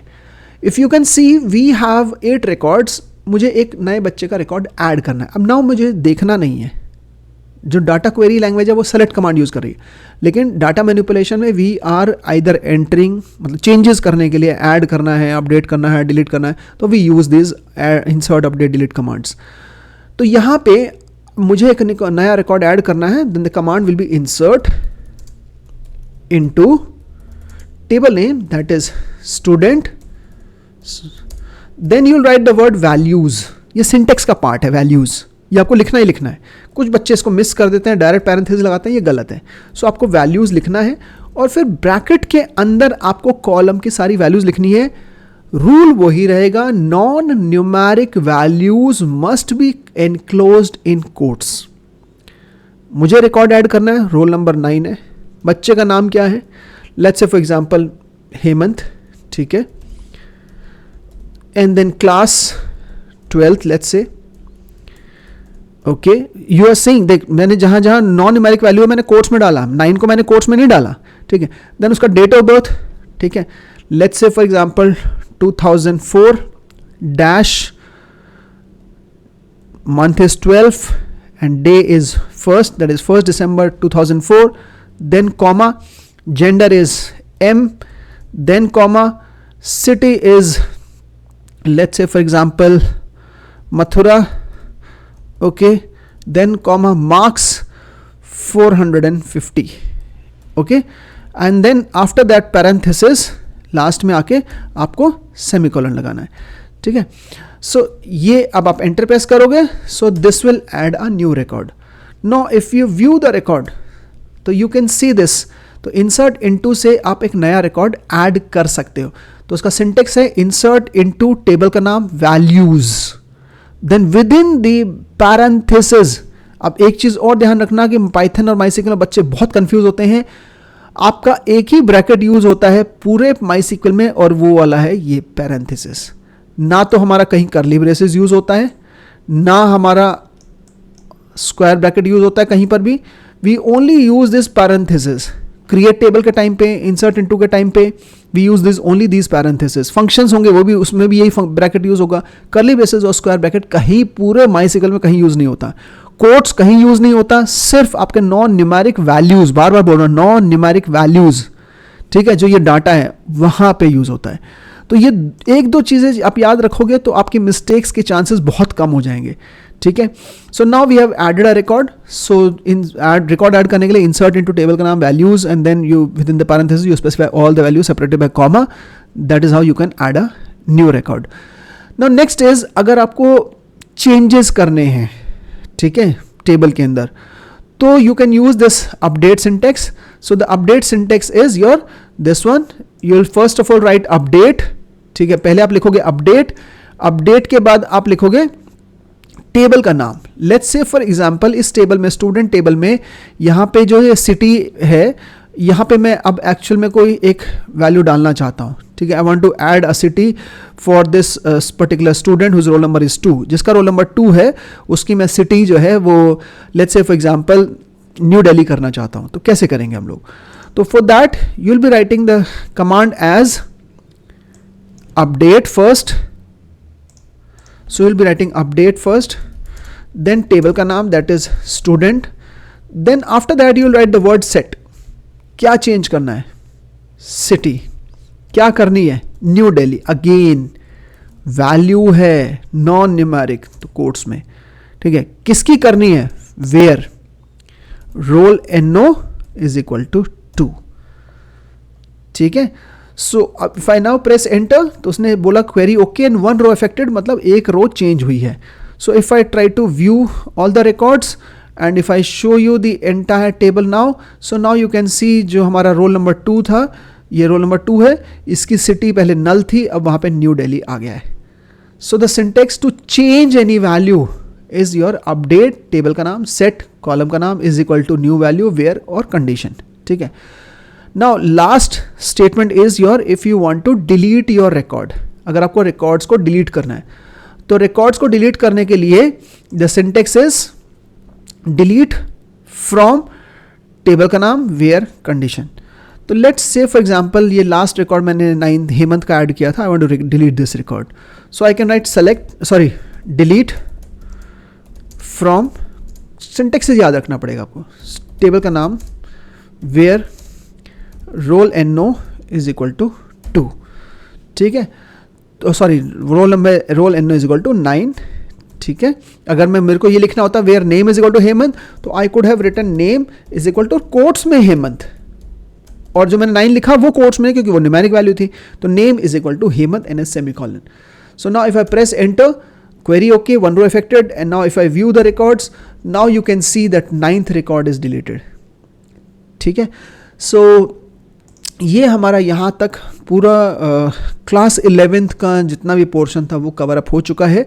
Now we can safely move on to your class 12th वाला पोर्शन, ठीक है। और क्लास 12 के सिलेबस स्टार्ट करते हैं, तो mainly we have the functions. So we have single row functions as well as the aggregate functions, या फिर जिनको हम लोग ग्रुपिंग फंक्शंस भी बोलते हैं. So this is the syllabus for the class 12th portion. 11th का हम लोग ऑलरेडी कवर कर चुके हैं. So will now continue with the class 12th portion.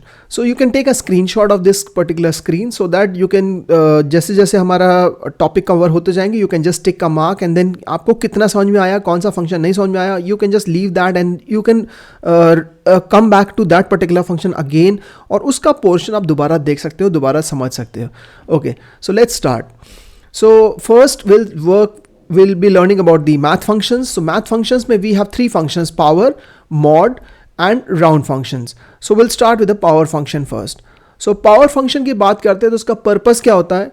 इसका काम होता है कि जो हमारा दो नंबर हमें इसको पास करने पड़ते हैं x और y, एंड x जो हमारा है that is basically known as the base value, और जो y है वो एक्सपोनेंट है. y एक्सपोनेंट का मतलब हो गया वो पावर हो गई एक तरह से. तो कुछ एग्जाम्पल्स के थ्रू समझते हैं कि how this particular function works.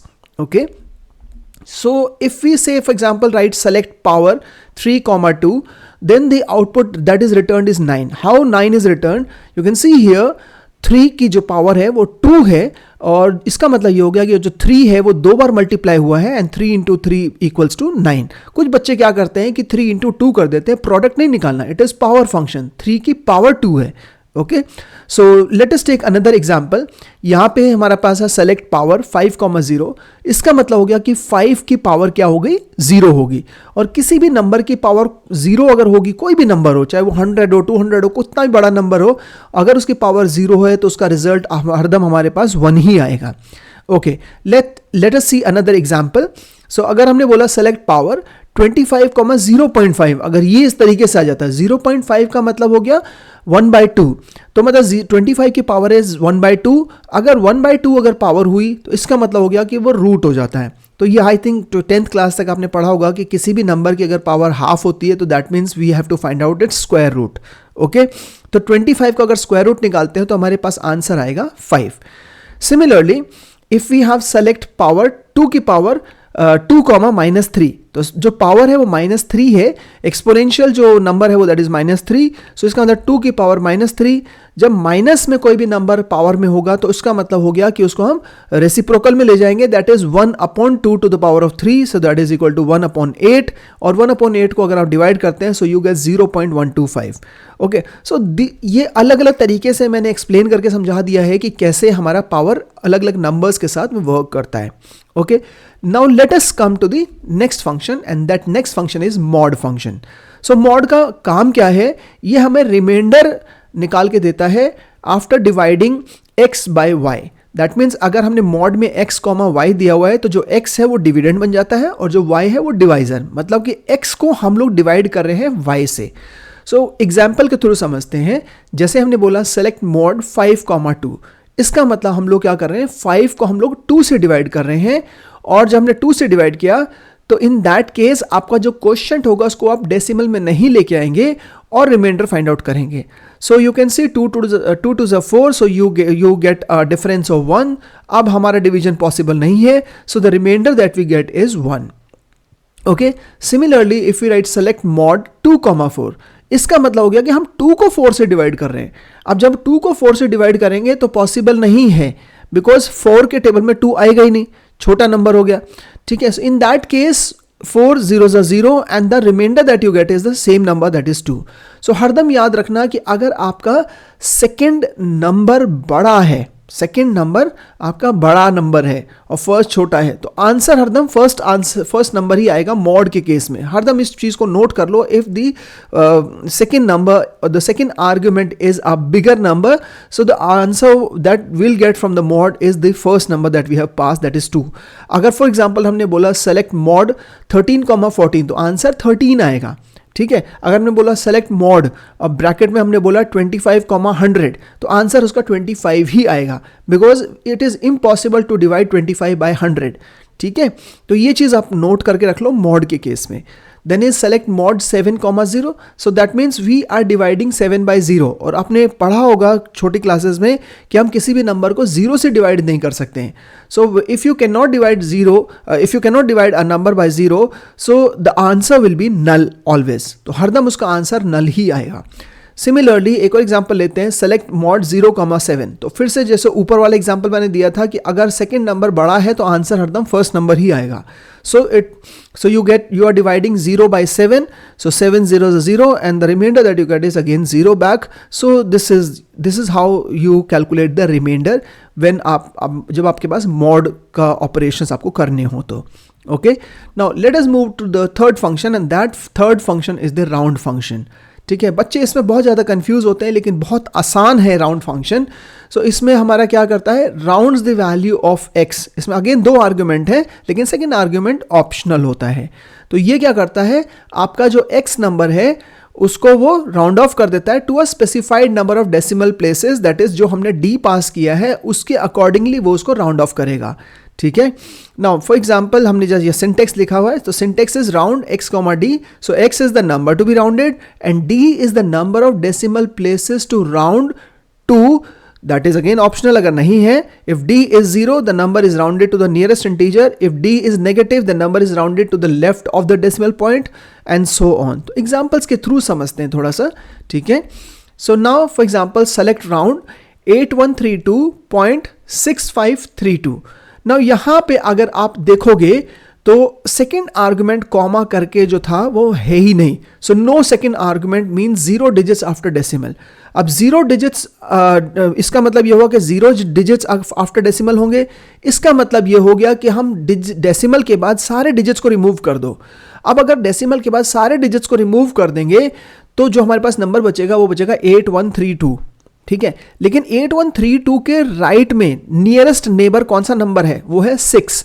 तो अगर 5 या 5 से बड़ा नंबर है उसके नियरेस्ट नेबर में जो जा रहा है तो वो it will give a carry of 1 to the number. So that means 6 will give a carry of 1 to 2 and you will get 8133। एक और एग्जांपल देखते हैं, सेलेक्ट राउंड 8132.6532, 0।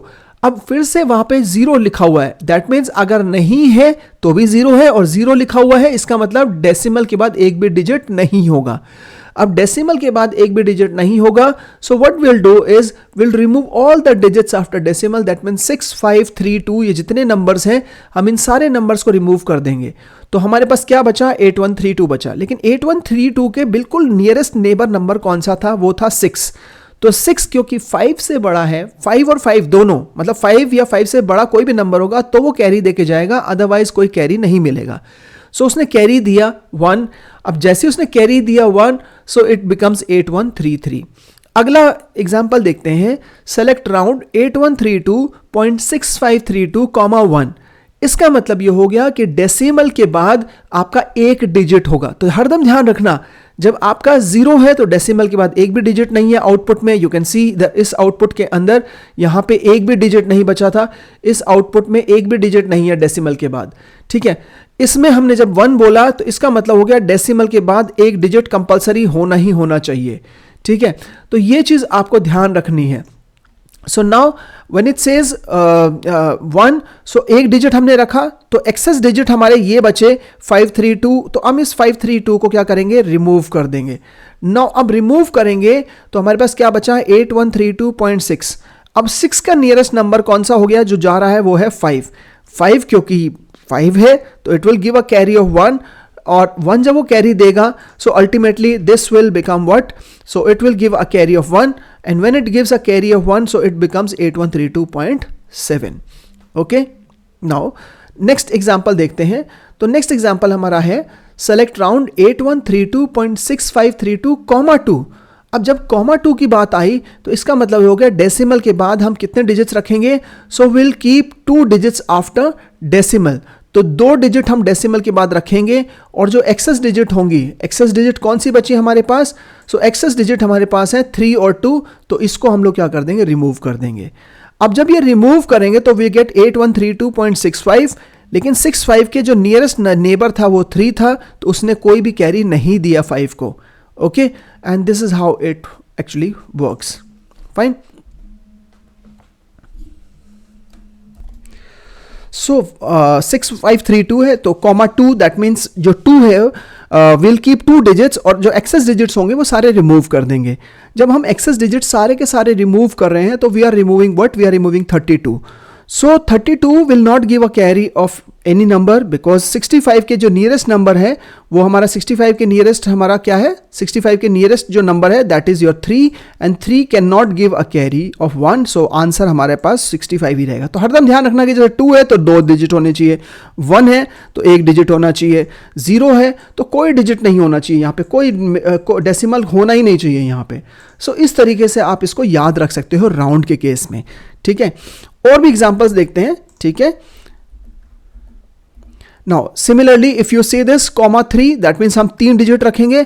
जब आप 3 डिजिट रखोगे तो यू विल कीप 653, तो आप 3 डिजिट रखोगे तो 653 रहेगा।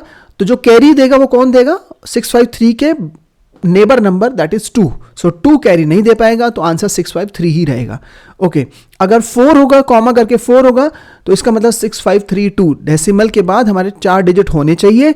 अब उसके आगे तो कोई नेबर है नहीं, कोई नंबर हमने रिमूव किया नहीं, तो आंसर वही रहेगा। अगर हमने बाई चांस बोल दिया 8132.6532 कॉमा 5 बोल दिया, तो 5 मतलब डेसिमल के बाद 5 डिजिट होंगे। अब 5 डिजिट कहां से आए, एक 0 लगा दिया उसने। तो इस तरीके से आप समझ सकते हो कि (2) 2 डिजिट, (3) 3 डिजिट, (4) 4 डिजिट, (5) 5 डिजिट होने चाहिए। अगर नहीं है तो एक्सेस जीरोस लगा देगा वहां पे वो, ठीक है। सिमिलरली (6) तो हमारे पास क्या होना चाहिए, 6 का मतलब हो गया कि डेसिमल के बाद 6 डिजिट होने चाहिए। तो यू कैन सी उसने अपने आप ही 2 डिजिट उसने वहां पे प्लेस कर दिए, ठीक है। नाउ नेक्स्ट और एग्जांपल देखते हैं राउंड के। अब आते हैं नेगेटिव में। तो माइनस के केस में क्या होता है कि हमारा डेसिमल के बाद तो एक भी डिजिट नहीं रखना, लेकिन डेसिमल से पहले -1 मतलब एक नंबर रिमूव करेंगे, राइट वाला नंबर, ठीक है। तो जब हमने -1 बोला तो इसका मतलब हो गया कि आपका एक 0 होना चाहिए। -2 होगा तो 2 0, -3 3 0, इस तरीके से आप याद रख सकते हो इस चीज को, ठीक है। अब क्योंकि ये राउंड फंक्शन है तो यहां पे 8132, तो 2 को हमने हटा दिया, वहां पे 0 लगा दिया, ठीक है। 2 को हटा के एक 0 लगा दिया, क्योंकि -1 था तो एक 0। अगर -2 होता तो 3 और 2 दोनों हटा देते, दोनों की जगह 0 लगा देते। लेकिन जो आपके पास बचा 813 जो 2 है वो कैरी नहीं दे पाएगा। जो नियरेस्ट नंबर होता है वो कैरी देता है, लेकिन 2 क्योंकि 5 से छोटा नंबर है तो उसने कैरी नहीं दिया। आंसर 8130 ही बचा। अब ये देखो -2 हो गया, तो you can see here 2 zeros। Now 2 zeros का मतलब हो गया 81 तो हम रखेंगे और 3 2 की जगह 2 0 हम प्लेस कर देंगे। अब कैरी कौन देगा, 3 या 2, 3, लेकिन 3 5 से छोटा है तो कैरी नहीं मिलेगा, तो 8100 ही आंसर रहेगा, ठीक है। फिर देखते हैं -3। तो -3 के केस में हो गया कि आपके 3 zeros होने चाहिए। अब 3 zeros होने चाहिए तो 1 3 2 की जगह 0 0 0 लगा देंगे। अब कैरी कौन देगा, 1 देगा, 3 देगा या 2 देगा, it will only 1 can give a carry, but वो 5 से छोटा है तो कैरी नहीं दे पाएगा। तो इसका मतलब 8 और 000। अगर -4 होगा इसका मतलब 4 zeros। अब 4 zeros का मतलब क्या हो गया कि यहां पे आप देखोगे कि 8132 चारों की जगह 0 0 0 0। अब 0 0 0 तो हो गया। अब कैरी कौन देगा, 8 देगा, 1 देगा, 3 देगा या 2 देगा, तो 8 विल गिव अ कैरी, जो नियरेस्ट नंबर है ना वो देगा। अब लेकिन आप बोलोगे 8 किसको कैरी देगा, 8 अपने आप कैरी देगा 0 को, क्योंकि 8 से पहले कोई नंबर नहीं है तो हम ये मान के चल रहे हैं, तो वहां पे 0 है, तो 8 ने कैरी दिया 0 को 1, तो इट बिकम्स 1 और 4 टाइम्स zeros। अगर बाई चांस -5 होता है वहां पे, इसका मतलब 5 0। अब 5 0 का मतलब हो गया कि आपने 2 हटा दिया, 3 हटा दिया, 1 हटा दिया, 8 हटा दिया, और वहां पे आपने 2 भी रिमूव कर दिया, 3 1 8, और वहां पे 0 था उसको भी हटा के 0 लगा दिया। तो अब कैरी कौन दे पा रहा है, 0, लेकिन 0 कैरी नहीं दे पाएगा, तो आंसर 0 ही रहेगा यहाँ पे, ठीक है। सो 5 zeros तो कैरी नहीं मिला, 0 0 को कैरी नहीं दे पाएगा, तो ultimately it becomes 0 only. So I hope round आपको इतने सारे एग्जांपल्स के थ्रू बड़े आसानी से समझ में आ गया होगा। पॉजिटिव नंबर होता है, बड़े आराम से ध्यान रखो कि अगर 1 है इसका मतलब हो गया डेसिमल के बाद 1 डिजिट, 2 है डेसिमल के बाद 2 डिजिट, 3 है डेसिमल के बाद 3 डिजिट, ठीक है। सिमिलरली अगर माइनस है, -1 मतलब 1 0, -2 2 0, -3 3 0, -4 4 zeros, ओके। इस तरीके से आप अगर याद रखोगे तो आपको राउंड में गलती होने के चांस बिल्कुल खत्म हो जाएंगे, ठीक है, okay. Now math functions complete हो गए, will move on to the text functions. So text function की हम बात करते हैं तो सबसे पहला जो फंक्शन आता है वो है यू केस या फिर अपर, ठीक है, नाम अलग अलग है यूकेस अपर, लेकिन काम दोनों का सेम है। सो काम क्या है कि ये क्या कन्वर्ट करता है, जो हमने ब्रैकेट के अंदर मतलब आर्ग्यूमेंट इसको पास किया है स्ट्रिंग, उसको वो कैपिटल लेटर्स में कन्वर्ट कर देता है। तो जैसे सिंटेक्स है अपर और ब्रैकेट में str, तो जो स्ट्रिंग है उसको वो कैपिटल लेटर्स में कन्वर्ट कर देगा। जैसे हमने बोला सेलेक्ट अपर हेलो वर्ल्ड, हेलो वर्ल्ड आप देख रहे हो पूरा स्मॉल लेटर्स में लिखा है, लेकिन जो आउटपुट होगा वो सारा का सारा कैपिटल लेटर्स में कन्वर्ट हो जाएगा। अब आप सोचोगे जो कैपिटल होगा उसका क्या होगा, वो कैपिटल ही रहेगा, लेकिन आउटपुट में वो मतलब हमें कैपिटल सारा नजर आएगा। ठीक है, फाइन। नाउ नेक्स्ट फंक्शन हमारा है एल केस या फिर लोअर। सो एल केस और लोअर फंक्शन सेम, नाम अलग अलग है, काम दोनों का एक ही है कि वो स्मॉल लेटर्स में कन्वर्ट कर देता है जो हमने स्ट्रिंग उसको पास किया है। इसका सिंटेक्स है लोअर str, ठीक है, सेलेक्ट लोअर हेलो वर्ल्ड, तो ये हेलो वर्ल्ड को स्मॉल लेटर्स में पूरा कन्वर्ट कर देगा। रिजल्ट आप देखोगे बिल्कुल स्मॉल लेटर्स में डिस्प्ले करेगा, एवरीथिंग जो स्मॉल है वो स्मॉल ही रहेगा, ठीक है, जो कैपिटल है उसको वो लोअर केस में कन्वर्ट कर देता है। Next function is left. अब इसमें आप देखोगे कि ये एक ऐसा फंक्शन है जिसमें दो आर्ग्यूमेंट है। पहला जो आपका है स्ट्रिंग है, और जो n है वो आपका नंबर ऑफ करेक्टर्स है कि कितने करेक्टर हमें लेफ्ट से फेच करने हैं। अब लेफ्ट और राइट तो आपको पता है ना, हैंड आपके जैसे होते हैं, तो आपके कंप्यूटर स्क्रीन पे you can see the left side. So left ये है, यहाँ पे हेलो लिखा है, H is the left most character and D is the right most character. तो जब हमने बोला सेलेक्ट लेफ्ट 5, तो वो लेफ्ट मोस्ट 5 करेक्टर्स उठाएगा। तो लेफ्ट मोस्ट 5 करेक्टर कौन से हैं, HELLO, and you can see the result as. और यहाँ पे ये कई बच्चे ये होते हैं कि ये स्पेस भी इसमें काउंट करता है वो। तो अगर हमने बोला होता है यहाँ पे 6, तो वो हेलो और स्पेस उठाता है। अब बोलोगे कि हम आंसर शीट में सर स्पेस कैसे दिखाएंगे, बहुत आसान तरीका है, उसको कोट्स में लिख दो तो टीचर को समझ में आता है कि हाँ आपने स्पेस को भी फेच किया है। ठीक है, नेक्स्ट हमारा जो फंक्शन है that is your right. So again जैसे लेफ्ट था उसका ऑपोजिट राइट है। दो आर्ग्यूमेंट है, पहला स्ट्रिंग और दूसरा हमारा नंबर ऑफ करेक्टर्स। जो हमारा नंबर ऑफ करेक्टर्स होगा वो हरदम हमारा पॉजिटिव नंबर होना चाहिए, इंटीजर होना चाहिए। ठीक है, जैसे select right hello world comma 5, तो अब ये क्या करेगा, राइट के 5 करेक्टर्स। अब राइट के 5 करेक्टर्स कौन कौन से हो गए, WORLD, you can see the numbering here, D1, L2, R third character है राइट का, O फोर्थ करेक्टर है राइट का, और W फिफ्थ करेक्टर है राइट का। तो ये 5 करेक्टर उठाएगा, लेकिन दिखाएगा सीधा ही। बच्चे क्या करते हैं, उसको उल्टा लिख देते हैं। नहीं, उल्टा नहीं लिखना आपको, रिवर्स वगैरह कुछ नहीं करना, बस इसका मतलब हो गया राइट के 5 करेक्टर्स उठाने हैं। ठीक है, नाउ नेक्स्ट आपका फंक्शन जो है दैट इज मिड सबस्ट्रिंग या सबस्टर। नाउ मिड सबस्ट्रिंग और सबस्टर, अगेन ये चीज ध्यान रखना, MCQs में क्वेश्चन बहुत आता है कि which is an equivalent function of upper, तो उसमें ऑप्शन दे देगा। अब अपर का इक्विवेलेंट फंक्शन कौन सा है, यू केस हमने अभी देखा। उसी तरीके से which is an equivalent function of mid, तो मिड का इक्विवेलेंट फंक्शन कौन सा है, सबस्ट्रिंग भी है और सबस्टर भी है, दोनों ही है। ठीक है, now extracts a substring from the given string starting from position POS with length n। तो सिंटेक्स देखो कि इसमें हमारा 2 आर्ग्यूमेंट है। अब ये एक सिंगल आर्ग्यूमेंट के साथ भी काम कर जाता है और 2 आर्ग्यूमेंट के साथ भी काम करता है, लेकिन जो सेकंड आर्ग्यूमेंट है, आर्ग्यूमेंट का मतलब हो गया कि उस पोजीशन पे सेकंड जो नंबर होगा ये क्या होना चाहिए। पहला जो होना चाहिए वो स्ट्रिंग ही होना चाहिए, मतलब कोट्स में आना चाहिए, कोई नंबर नहीं हो सकता, स्ट्रिंग पे काम करेगा सिर्फ ये पोजीशन है कि किस पोजीशन से शुरू करना है और ये कितने कैरेक्टर हमें फेच करने हैं। ठीक है, तो कुछ एग्जांपल्स के थ्रू समझते हैं। और इसमें ध्यान रखना कि जो n है वो हरदम ऑप्शनल है। If it is missing then it will extract till the end of the string. तो अगर n नहीं है तो इसका मतलब वो आखिरी तक उठाएगा। ठीक है, उस पोजीशन से शुरू करके। एग्जाम्पल से समझते हैं। तो जैसे हमने लिखा select mid hello world comma 7, तो इसका मतलब 7 क्या है, स्टार्टिंग पोजीशन है। अब ये स्टार्टिंग पोजीशन हो गया तो इसका मतलब you can C HEL hello world में मैंने इसमें नंबर लिख दिए हैं। तो 7th करेक्टर कौन सा है, W। तो W से वो शुरू करेगा, लेकिन हमने ये नहीं बताया कितने उठाने हैं। हरदम यहाँ रखना 7 is a starting position, it is not number of character, it is starting position.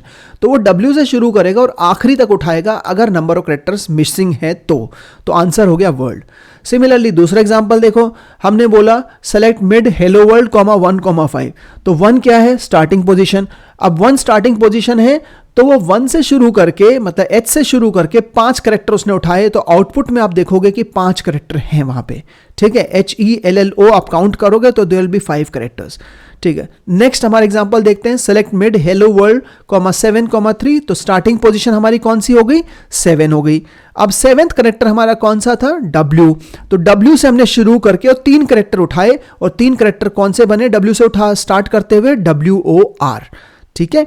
Next example देखते हैं, सेलेक्ट मिड हेलो वर्ल्ड, और इसमें हमने बोला 7,200। अब 7th करेक्टर से शुरू करेगा, अब 7 करेक्टर कौन सा है, W। अब 200 उठाने, अब 200 तो है ही नहीं, D पे खत्म हो रहा है, तो D तक ही उठाएगा। ये मत सोचना कि वो क्या कहते हैं 200 करेक्टर कहां से लेके आएगा, एरर दे देगा, नहीं, ऐसा कुछ भी नहीं है, एरर नहीं देगा ये। सो स्टार्टिंग पोजीशन 7 हो गई, लेकिन 200 करेक्टर्स हमने बोला है उठाने के लिए, but only 5 are available till end of string, तो 5 ही उठा पाएगा, उससे ज्यादा नहीं उठा पाएगा, लेकिन एरर नहीं आएगी। तो ये भी मैंने एग्जाम्पल दे दिया यहाँ पे। नेक्स्ट एग्जाम्पल देखते हैं, सेलेक्ट मिड हेलो वर्ल्ड 0। अब 0 पोजीशन से शुरू करना है, अब 0 पोजीशन तो है ही नहीं, पोजीशन तो हरदम 1 से शुरू होती है माई सीक्वल के अंदर, ठीक है। तो हमारा 1 जो है वो H है, 0 पोजीशन ही नहीं है, तो वो कुछ भी फेच नहीं कर पाएगा यहाँ पे, ठीक है। सो स्टार्टिंग पोजीशन 0 है, 1 से लेकर 10 तक हमारे पास कैरेक्टर्स हैं, तो फेच नहीं करेगा, तो आउटपुट ब्लैंक होगा। सो आई होप मिड और सबस्ट्रिंग या सबस्टर आपको समझ में आ गया होगा। अब आते हैं नेक्स्ट फंक्शन पे, that is your length function. So length function क्या करता है, एक स्ट्रिंग के अंदर कितने कैरेक्टर्स हैं वो हमें रिटर्न करता है या बताता है। तो यहां पे जैसे हमने बोला लेंथ str हमारा सिंटेक्स है, str इज अ स्ट्रिंग, तो जैसे सेलेक्ट लेंथ हेलो वर्ल्ड, तो इसमें कितने टोटल कैरेक्टर्स हैं इंक्लूडिंग स्पेस। तो if we just count the number of characters 1 2 3 4 5 6 is the space, 7 8 9 10 11, तो वो D जो है वो 11th करेक्टर है, हमारा स्पेस भी उसमें काउंट करेगा, ये चीज ध्यान रखना आप। सो यू कैन सी हियर जो 6th है वो स्पेस है और D हमारा 11th करेक्टर है, तो लास्ट मतलब टोटल कितने करेक्टर्स हैं 1 से शुरू करते हुए, ठीक है। नेक्स्ट हमारा फंक्शन आता है इंस्टर फंक्शन। तो यही एक ऐसा फंक्शन है जिसके अंदर 2 स्ट्रिंग मांगता है वो। इंस्टर का मतलब हो गया इन स्ट्रिंग, तो वो सर्च करता है, तो returns the position of the first occurrence of the substring substr within the string str। बाकी जितने अभी ये फंक्शन हम लोगों ने देखे, एक ही स्ट्रिंग मांगता है, लेकिन यही एक ऐसा फंक्शन है जो 2 स्ट्रिंग मांगता है। पहली स्ट्रिंग वो होगी जिसके अंदर ढूंढना है, और दूसरी स्ट्रिंग होगी क्या ढूंढना है आपको, वो स्ट्रिंग हम पास करेंगे। तो यहाँ पे दोनों स्ट्रिंग होंगी, ठीक है। एंड एग्जाम्पल जैसे हमने बोला select instr hello world comma world. अब यहां पे हम क्या ढूंढ रहे हैं, हेलो वर्ल्ड में हम वर्ल्ड ढूंढ रहे हैं, तो उसको मिला, हाँ मिला, तो उसकी शुरुआत किस नंबर से हो रही है, तो शुरुआत हमारा जो है वो 7th करेक्टर से हो रही है। और सबस्टर जो होगा अगर नहीं मिलता है बाय चांस, तो हरदम वो 0 रिटर्न करेगा, ठीक है। तो यहां पे देखो जैसे सेलेक्ट इंस्टर हेलो वर्ल्ड, वहां पे हम वर्ल्ड ढूंढ रहे थे, तो वर्ल्ड 7th पोजीशन से शुरू हो रहा है, तो आंसर उसका 7 होगा। कुछ एग्जांपल्स देखते हैं इसके, जैसे select instr hello world comma world, output 7 हो गया, ठीक है, क्योंकि 7th पोजीशन से शुरू हो रहा है। और ये ध्यान रखना ये केस सेंसिटिव नहीं है, कंफ्यूज मत होना एग्जाम में बिल्कुल भी, माई सीक्वल पूरा केस सेंसिटिव नहीं है, आप स्मॉल कैपिटल कोई फर्क नहीं पड़ता। अब देखो हेलो वर्ल्ड जो है उसमें WORLD का W कैपिटल है, लेकिन जो हम सर्च कर रहे हैं उसमें जो WORLD है वो पूरा स्मॉल है, लेकिन फिर भी वो सर्च कर लेगा और आउटपुट दे देगा कि हाँ मुझे मिल गया है वर्ल्ड, और वो 7th पोजीशन से शुरू हो रहा है, तो आंसर 7 हो जाएगा, ठीक है। So found 7. Now similarly select insert hello world L, तो L ढूंढना चाहते हैं हम लोग, ठीक है, मिल गया, लेकिन बहुत सारे L है, 3 बार L आ रहा है, लेकिन पहला ऑकरेंस किस पोजीशन पे है, 3rd पोजीशन पे है, तो उसने 3 रिटर्न किया। सिमिलरली हेलो वर्ल्ड के अंदर हम HW ढूंढना चाह रहे हैं, HW इकट्ठा नहीं है, अलग अलग है, H अलग कहीं है, W कहीं है, जो वो सर्च करता है वो एग्जैक्ट एक साथ होना चाहिए, ठीक है। तो HW उसको नहीं मिला हेलो वर्ल्ड के अंदर, तो वो क्या रिटर्न करेगा, 0 रिटर्न करेगा। तो अगर उसको नहीं मिलता है तो हरदम वो 0 रिटर्न करता है, और अगर मिलता है तो किस पहला ऑकरेंस उसका जो होगा वो उसकी पोजीशन बताता है ये, ठीक है। सो इंस्टर हमारा searches the substring with in a string, okay. Next हमारा जो फंक्शन है that is ltrim। So ltrim removes the leading spaces, ये चीज ध्यान रखना, लीडिंग स्पेसेस मैंने येलो कलर में अलग से हाईलाइट किया है। लीडिंग स्पेसेस मतलब हमारा लेफ्ट साइड के स्पेसेस रिमूव करता है, खाली spaces at the beginning from the given string str। तो जैसे हमने बोला सिंटेक्स हमारा एग्जांपल है ltrim के अंदर आर्गुमेंट स्ट्रिंग ही मांगता है और कुछ नहीं लेता, ना नंबर ना कुछ। तो जैसे सेलेक्ट ltrim कोट्स में हमने दिया हेलो वर्ल्ड, तो हेलो वर्ल्ड के लेफ्ट में स्पेस है, राइट में स्पेस है, लेकिन उसने आउटपुट में वो लेफ्ट की स्पेस रिमूव करेगा, राइट की स्पेस रिमूव नहीं करेगा ltrim, so it removes leading spaces only. Similarly you can see here जो फर्स्ट स्पेसेस हैं वो लीडिंग स्पेसेस हैं और जो बाद की स्पेसेस होती हैं उनको हम लोग बोलते हैं trailing spaces. Okay, similarly rtrim so removes trailing spaces, that is spaces at the end from the given string, ठीक है, not at the beginning, it is at the end. So it removes the trailing spaces or spaces at the end from the given string. Okay, now syntax again rtrim सिर्फ एक ही argument लेता है string, और example जैसे select हमने rtrim बोला तो it removes the spaces at the end of the string, या फिर हम बोल सकते हैं trailing spaces उसने remove कर दिए। तो you can see here, if you see these are the leading spaces, these are the trailing spaces, and it only removed the trailing spaces in the output। तो output result आप देखोगे तो trailing spaces remove किए हैं, ये वाले space remove किए हैं, शुरू के space remove नहीं करेगा। Similarly trim, तो trim क्या करता है, removes leading as well as trailing spaces, दोनों spaces एक साथ में remove कर देगा। ठीक है, तो हमने जैसे string मतलब same स्ट्रिम और str स्ट्रिंग पास करना है हमें उसमें, तो हमने सेलेक्ट, तो यहां पे ट्रिम हमने दिया तो लीडिंग स्पेसेस हमारी ये रही, ट्रेलिंग स्पेसेस ये रही, so it removes both the spaces together and you can see जो हमारा रिजल्ट है हेलो वर्ल्ड, उसमें लीडिंग और ट्रेलिंग दोनों स्पेसेस उसने रिमूव कर दिए। ठीक है, so these are the three trimming function, ltrim, rtrim and trim. Okay, और लीडिंग और ट्रेलिंग ये वर्ड जरूर याद रखना, बिकॉज इसी में आप उलझ जाओगे कि लीडिंग स्पेसेस कौन सी है। Leading spaces basically the spaces at the beginning and trailing spaces are the spaces at the end. Okay, so let us continue with our date functions. So now what are date functions? तो पहला हमारा date function है now. तो now एक ऐसा function है जो return करता है आज की डेट और टाइम दोनों। ठीक है, सिंपल नाउ है, ब्रैकेट में कुछ नहीं है। So this will output the current date and time in the format YYYY-MM-DD then HHMMSS, इसमें AM PM नहीं दिखाता है, तो ये 24 आवर्स के फॉर्मेट में डिस्प्ले करता है। ठीक है, similarly we have a date function. So date function extracts the date part from a date और डेट टाइम वैल्यू। तो इसमें से ये क्या करेगा, ब्रैकेट के अंदर जो भी हमने इसको पास किया है उसमें से डेट निकालता है खाली और टाइम को रिमूव कर देता है। जैसे हमने बोला select date 2024-12-25-10-30-00, so this is actually your AM time. ठीक है, तो अब ये क्या करेगा कि इसमें से इसको तो रिमूव कर देगा, इस पोर्शन को, क्योंकि इसको सिर्फ क्या एक्सट्रैक्ट करना है, it wants to only extract the date portion, लिखा है ना डेट, तो सिर्फ ये डेट पोर्शन को एक्सट्रैक्ट करेगा, तो ये वाला पोर्शन एक्सट्रैक्ट करेगा and it will return the output. And now you can see the date portion, तो ये हमारा डेट पोर्शन इसने रिटर्न कर दिया। So this is how it actually works. Okay, now similarly select date now. अब now हमने अभी थोड़ी देर पहले पढ़ा है कि डेट और टाइम दोनों रिटर्न करता है, तो उसमें से आज की डेट वो डिस्प्ले कर देगा, टाइम डिस्प्ले नहीं करेगा। खाली नाउ लिखेंगे तो डेट और टाइम दोनों दिखाएगा, लेकिन डेट और ब्रैकेट के अंदर नाउ लिख देंगे तो it will display only the date on that too the current date. ठीक है, now month function, so it extracts the month portion, ठीक है, from the date in numbers 1 to 12 के बीच में। जैसे हमने बोला सेलेक्ट मंथ 2024-12-01, तो इसमें ध्यान रखना ये ईयर है, ये मंथ है, ये डे है, तो इसमें मंथ क्या हुआ 12, तो आंसर हो गया 12, इसका रिटर्न करेगा। ठीक है, नेक्स्ट हमारा है month name.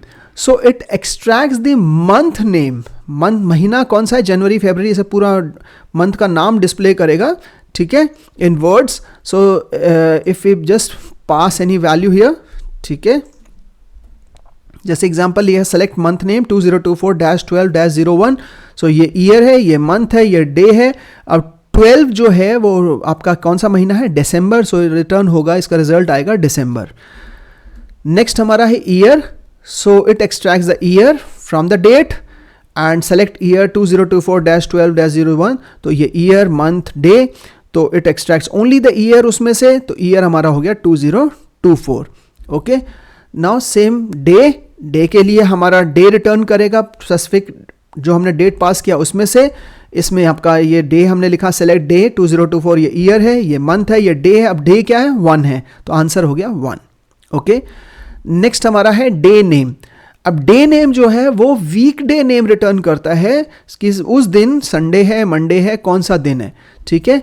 Now select example लेते हैं, सेलेक्ट डे नेम 2024-12-01। तो यहाँ पे अगर आप देखोगे this is year, this is month, this is day.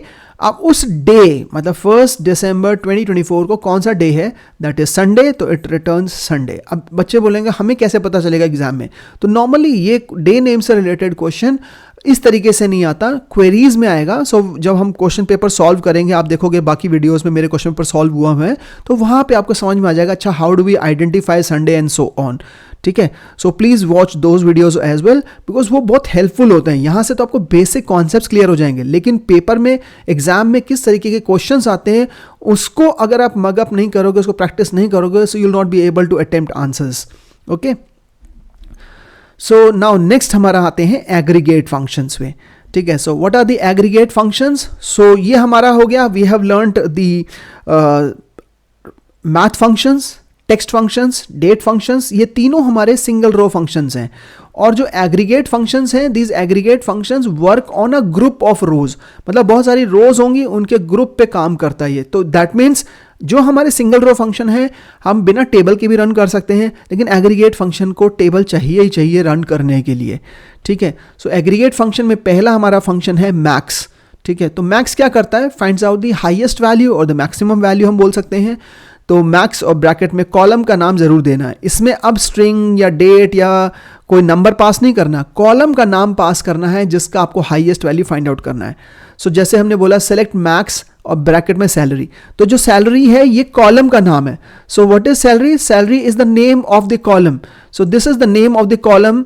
और इस सैलरी का हम लोग हाईएस्ट फाइंड आउट कर रहे हैं from the table employees, okay. So from the table employees, so this is how it actually works. And बहुत simple queries होती हैं, ये हमारा कॉलम हो गया, ये हमारा टेबल हो गया। नेक्स्ट हमारा है min फंक्शन। सो min क्या करता है, रिटर्न्स द मिनिमम और the least value in a specific column, okay. So column का नाम पास करेंगे, तो इसमें कॉलम कौन सा है, column is basically the age and the table is customers. तो कस्टमर्स टेबल में से एज कॉलम के अंदर जो लोएस्ट वैल्यू होगी ना वो फाइंड आउट कर देगा ये और रिटर्न कर देगा हमें। Then is we have the AVG function. So AVG function जो होता है वो हमें एवरेज कैलकुलेट करके देता है एक्सक्लूडिंग नल वैल्यूज, तो नल को हटा के और फिर हमें एवरेज कैलकुलेट करके देता है, ठीक है। So if we write select AVG price, तो प्राइस हमारा कॉलम हो गया, प्रोडक्ट्स हमारा टेबल हो गया, तो प्राइस कॉलम का एवरेज निकालेगा। और अगर प्राइस के अंदर let's say for example if अगर प्राइस के अंदर there are values 10, 20, 30, so if we have 10, 20, 30 और एक नल है, तो वो 10 + 20 + 30 डिवाइड बाय 3 करेगा, नल को कंसिडर नहीं करता कभी भी एवरेज कैलकुलेशन के लिए, ठीक है। सो प्लीज वॉच दोज, मेरा जो क्या कहते हैं अलग से क्वेश्चन पेपर जो वीडियोस हैं उनको आप देखोगे तो क्लियरली प्रैक्टिकल्स में आपको समझ में आ जाएगा, okay. Next is sum. So sum क्या करता है, it finds out the total of all the or adds up all the values in a specific column we can say, ठीक है। सो जैसे सेलेक्ट सम, इसमें हमने ब्रैकेट में लिखा क्वांटिटी, जो quantity is a column and order underscore item is a table, तो ये क्वांटिटी कॉलम में जाएगा और सबको प्लस करके और आपको रिटर्न कर देगा वैल्यू, ठीक है। नाउ नेक्स्ट इज हमारा काउंट और कॉलम का नाम। काउंट जो है उसमें ब्रैकेट में भी कॉलम का नाम आता है, तो it counts the number of values in the column excluding null, null को छोड़ के कितनी वैल्यू है वो गिनता है। तो जैसे हमने बोला select count customer ID from orders, तो हमारा कस्टमर आईडी कॉलम है और ऑर्डर्स हमारा टेबल है। तो जो ये कस्टमर आईडी कॉलम है, इस कॉलम में कितनी वैल्यूज हैं नल छोड़ के वो गिन के हमें बता देगा, तो टोटल हमें एक नंबर रिटर्न कर देता है ये। नाउ काउंट स्टार, ये काउंट के साथ ही आता है ये स्टार। आप बाकी देखोगे जितने भी हमने वही किए मैक्स, मिन, एवीजी, सम, काउंट, इनमें सब में कॉलम का नाम आएगा, लेकिन काउंट एक ऐसा फंक्शन जिसमें ब्रैकेट में हम स्टार भी लिख सकते हैं। स्टार मतलब किसी कॉलम की बात नहीं कर रहे हैं हम लोग, जब हम किसी कॉलम की बात नहीं कर रहे तो it actually refers to all the rows. तो ये गिनता है कि कितने रोज हैं टेबल के अंदर, ठीक है, विद नल वैल्यूज। तो जैसे हमने बोला select count star from customer, तो अब इसमें सिर्फ टेबल का नाम है, कॉलम का नाम मैंने मेंशन ही नहीं किया यहाँ पे, तो इसका मतलब हो गया कि कस्टमर्स टेबल में कितने रो हैं ये गिन के बताता है हमें, okay. Then is group by. जो ग्रुप बाय क्लॉज होता है ये सिर्फ इन्हीं जो एग्रीगेट फंक्शन है sum, max, min, AVG, count, इन्हीं के साथ वर्क कर सकता है, बाकी अकेला ये कभी भी यूज नहीं कर सकते। That means if we write a select command, तो अगर हमारे सेलेक्ट में सम है, एवीजी है, काउंट है, मैक्स है, मिन है, तो ग्रुप काम करेगा, वरना ग्रुप यूजलेस है, वो एरर आपको थ्रो कर देगा, वो वर्क ही नहीं कर पाएगा।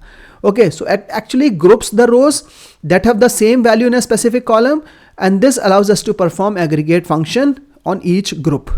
So जैसे syntax है, select को पहले column का नाम, then aggregate फंक्शन कोई भी, मैक्स, मिन, एवीजी, सम, काउंट, और फिर ब्रैकेट में कॉलम का नाम, फ्रॉम टेबल का नाम, वेयर कंडीशन अगर लाना चाहते हैं लगा सकते हैं, और लास्ट में हमारा ग्रुप बाय और कॉलम का नाम। तो आप ध्यान से देखो, ये जो कॉलम का नाम हमने मेंशन किया सेलेक्ट के बाद और ग्रुप बाय के बाद, ये दोनों सेम होना चाहिए, ये अलग अलग नहीं होना चाहिए, must be the same column. तो ये दोनों सेम कॉलम का नाम होना चाहिए, ठीक है। नाउ और ये जो एग्रीगेट फंक्शन है, ये मैक्स, मिन, एवीजी, सम, काउंट, इनमें से कोई एक होना चाहिए।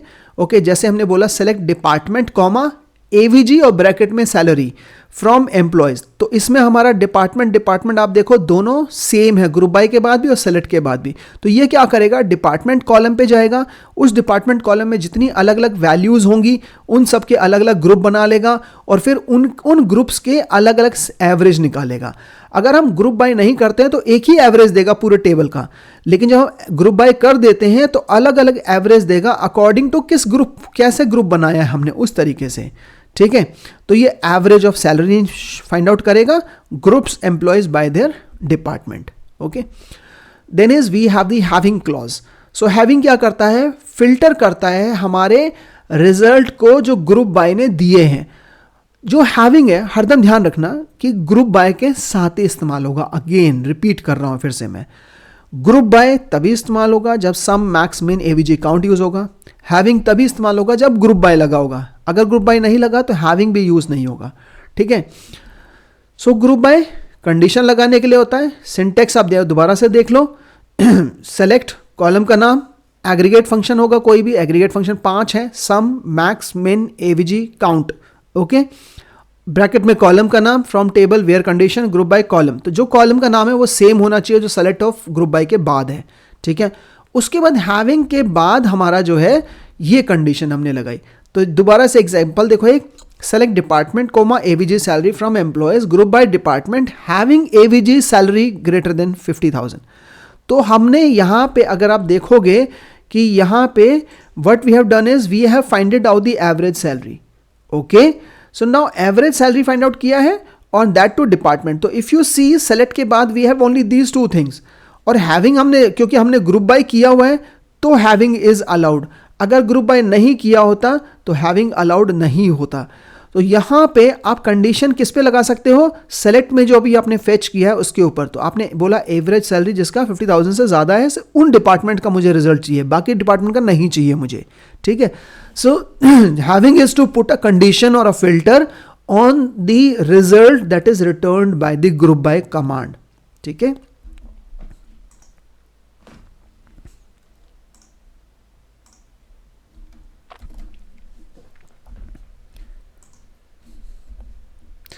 Okay, so you can see here group employees by their department, average salary में जो AVG salary, that is we are finding the average salary, whereas जब हमने बोला having AVG salary greater than 50,000, so it only shows those departments where the average salary is more than or greater than 50,000. Okay, now key difference between where and having, where filters rows before grouping, मतलब grouping group करने से पहले ही वो filter करके आपको result दे देता है ना। It can not be use with aggregate function directly. Where में ये दो चीजें हैं कि एक तो फिल्टर पहले कर देता है, दूसरा एग्रीगेट फंक्शन के साथ आप इस्तेमाल नहीं कर सकते, एग्रीगेट फंक्शंस के साथ इस्तेमाल नहीं कर सकते, सॉरी। दूसरा हमारा हैविंग है। So having filters after grouping, मतलब जो ग्रुप बन जाते हैं उसके बाद वो फिल्टर करता है आपके डाटा को। So it specifically filters groups based on condition applied to the aggregate value. तो जो एग्रीगेट फंक्शंस आपने रिटर्न किए हैं अपने क्वेरी के थ्रू, सेलेक्ट कमांड के थ्रू, उस पर कंडीशन लगाने के लिए हम लोग हैविंग को इस्तेमाल करते हैं। तो ये वेयर और हैविंग में तो मतलब डिफरेंस पता होना ही होना चाहिए, क्योंकि दोनों फिल्टर करते हैं रिजल्ट, बस इतना डिफरेंस आपको पता होना चाहिए। वेयर जो है ग्रुपिंग से पहले फिल्टर करता है, हैविंग फिल्टर ग्रुपिंग करने के बाद फिल्टर करता है डाटा को. ओके, नाउ लास्ट इसमें हमारे पास है order by. So order by का काम है हमारे रिजल्ट को असेंडिंग या डिसेंडिंग ऑर्डर में सॉर्ट करके हमें देता है. ठीक है, तो सॉर्टिंग करनी है तो ऑर्डर बाय यूज होता है. तो ऑर्डर बाय हरदम ध्यान रखना कि order by must be the last we can say clause. तो सेलेक्ट के अंदर लास्ट क्लॉज अगर होगा, हमने हैविंग वगैरह लगाना लगा लो, लेकिन लास्ट में आएगा ऑर्डर बाय हरदम. तो सेलेक्ट कॉलम का नाम फ्रॉम टेबल, ऑर्डर बाय और कॉलम का नाम और ASC या DSC. अब ASC अगर असेंडिंग ऑर्डर में लगाना है और DSC अगर डिसेंडिंग ऑर्डर में लगाना है तो ठीक है. और अगर आप कुछ भी मेंशन नहीं करते तो बाय डिफॉल्ट वो असेंडिंग ऑर्डर में ही रिटर्न करता है रिजल्ट को. ठीक है, जैसे हमने बोला select star from customer. Okay, then order by last name. तो अब यहाँ पे हमने ASC नहीं लगाया, तो that means it will arrange your records in the ascending order of last name. तो ऑर्डर बाय के बाद जो कॉलम का नाम है उसके अकॉर्डिंगली वो असेंडिंग या डिसेंडिंग में लगाएगा. तो लास्ट अंडरस्कोर नेम जो कॉलम होगा उसके अकॉर्डिंग वो आपके रिकॉर्ड्स को अरेंज करेगा. ठीक है,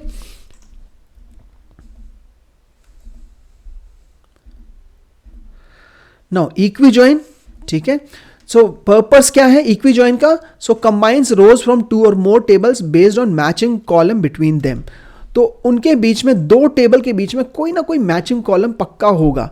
उस मैचिंग कॉलम के बेसिस पे अगर आप दो टेबल्स में से रिजल्ट फेच करके डिस्प्ले करना चाहते हो तो you use an equi join. Okay, so syntax हमारा जो इक्वी जॉइन का है वो है सेलेक्ट कॉलम का नाम, पहले कॉलम का नाम, दूसरे कॉलम का नाम, फ्रॉम दोनों टेबल के नाम आएंगे. वेयर, अब ये वेयर इसमें मैंडेटरी है. इक्वी जॉइन में वेयर कंपलसरी है. पहले टेबल का नाम डॉट जो भी आपका मैचिंग कॉलम है उसका नाम इक्वल टू दूसरे टेबल का नाम और डॉट करके दूसरे टेबल का जो मैचिंग कॉलम है पहले टेबल के साथ वो उसका नाम. एग्जाम्पल्स के साथ इसको समझते हैं. जैसे हमने बोला सेलेक्ट स्टार फ्रॉम एम्प्लॉयज, ये टेबल आपको सामने नजर आ रहा है. We have employee ID, first name, last name, salary, joining date, department.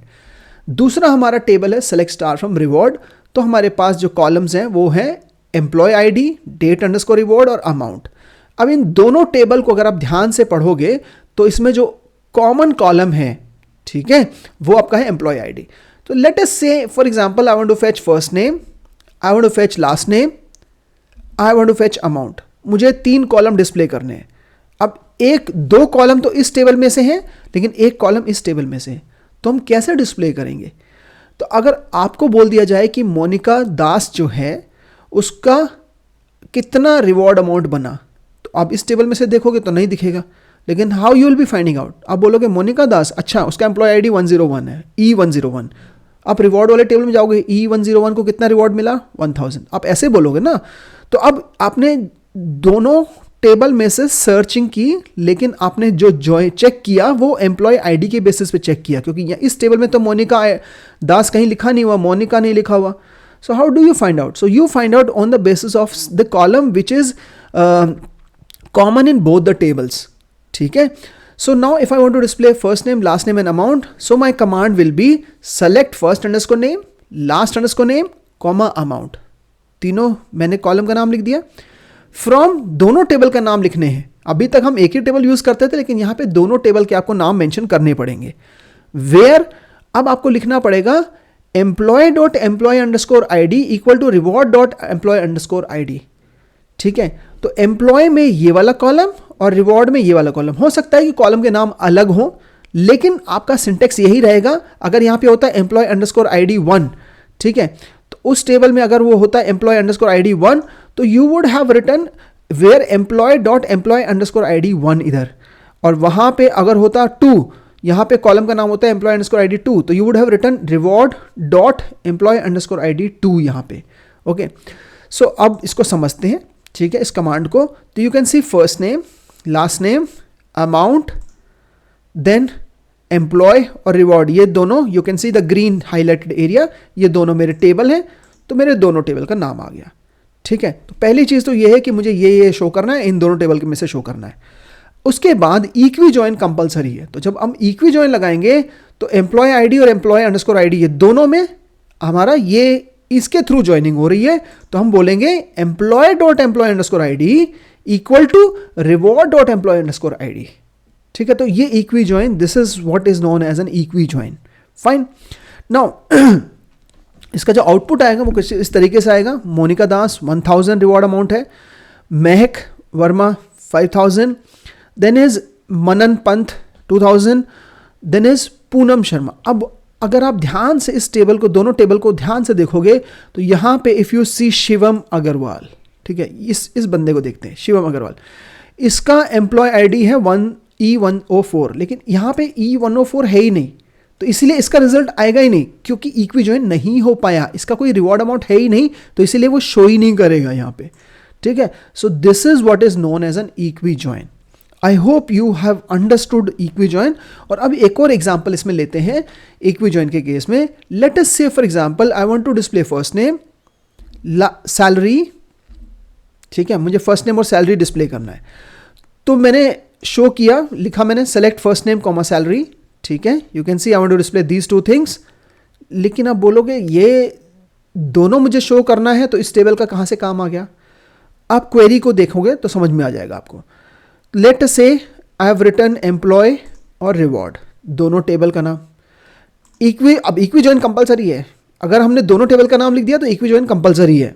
तो हमने बोला एम्प्लॉय आईडी जो है employee dot employee ID is equal to reward dot employee ID. ठीक है, यहां पे अब आ गया दूसरी कंडीशन, और वो है अमाउंट लेस देन 2000. तो हमारे फिल्टर के अंदर ये कॉलम इस्तेमाल हो रहा है. अब फिल्टर के अंदर भी इस्तेमाल हो रहा होगा ना, तो भी हम दोनों टेबल को यूज करेंगे और इक्वी ज्वाइन कंपलसरी है. अब हमें इस क्वेरी से ये पता चल रहा है कि ये क्वेरी क्या है. I want to display the first name और सैलरी जिसका रिवॉर्ड अमाउंट 2000 से कम है. जिसका रिवॉर्ड अमाउंट 2000 से कम है, उसका नाम और कितनी वो सैलरी ले रहा है, उस बंदे का मुझे नाम जानना है. तो in that case this is my query. So if you see the output, it is Monica who is getting a salary of 1 lakh, लेकिन उसका reward amount 2000 से कम है. ठीक है. So I hope equi join भी आपको अच्छी तरीके से समझ में आ गया होगा.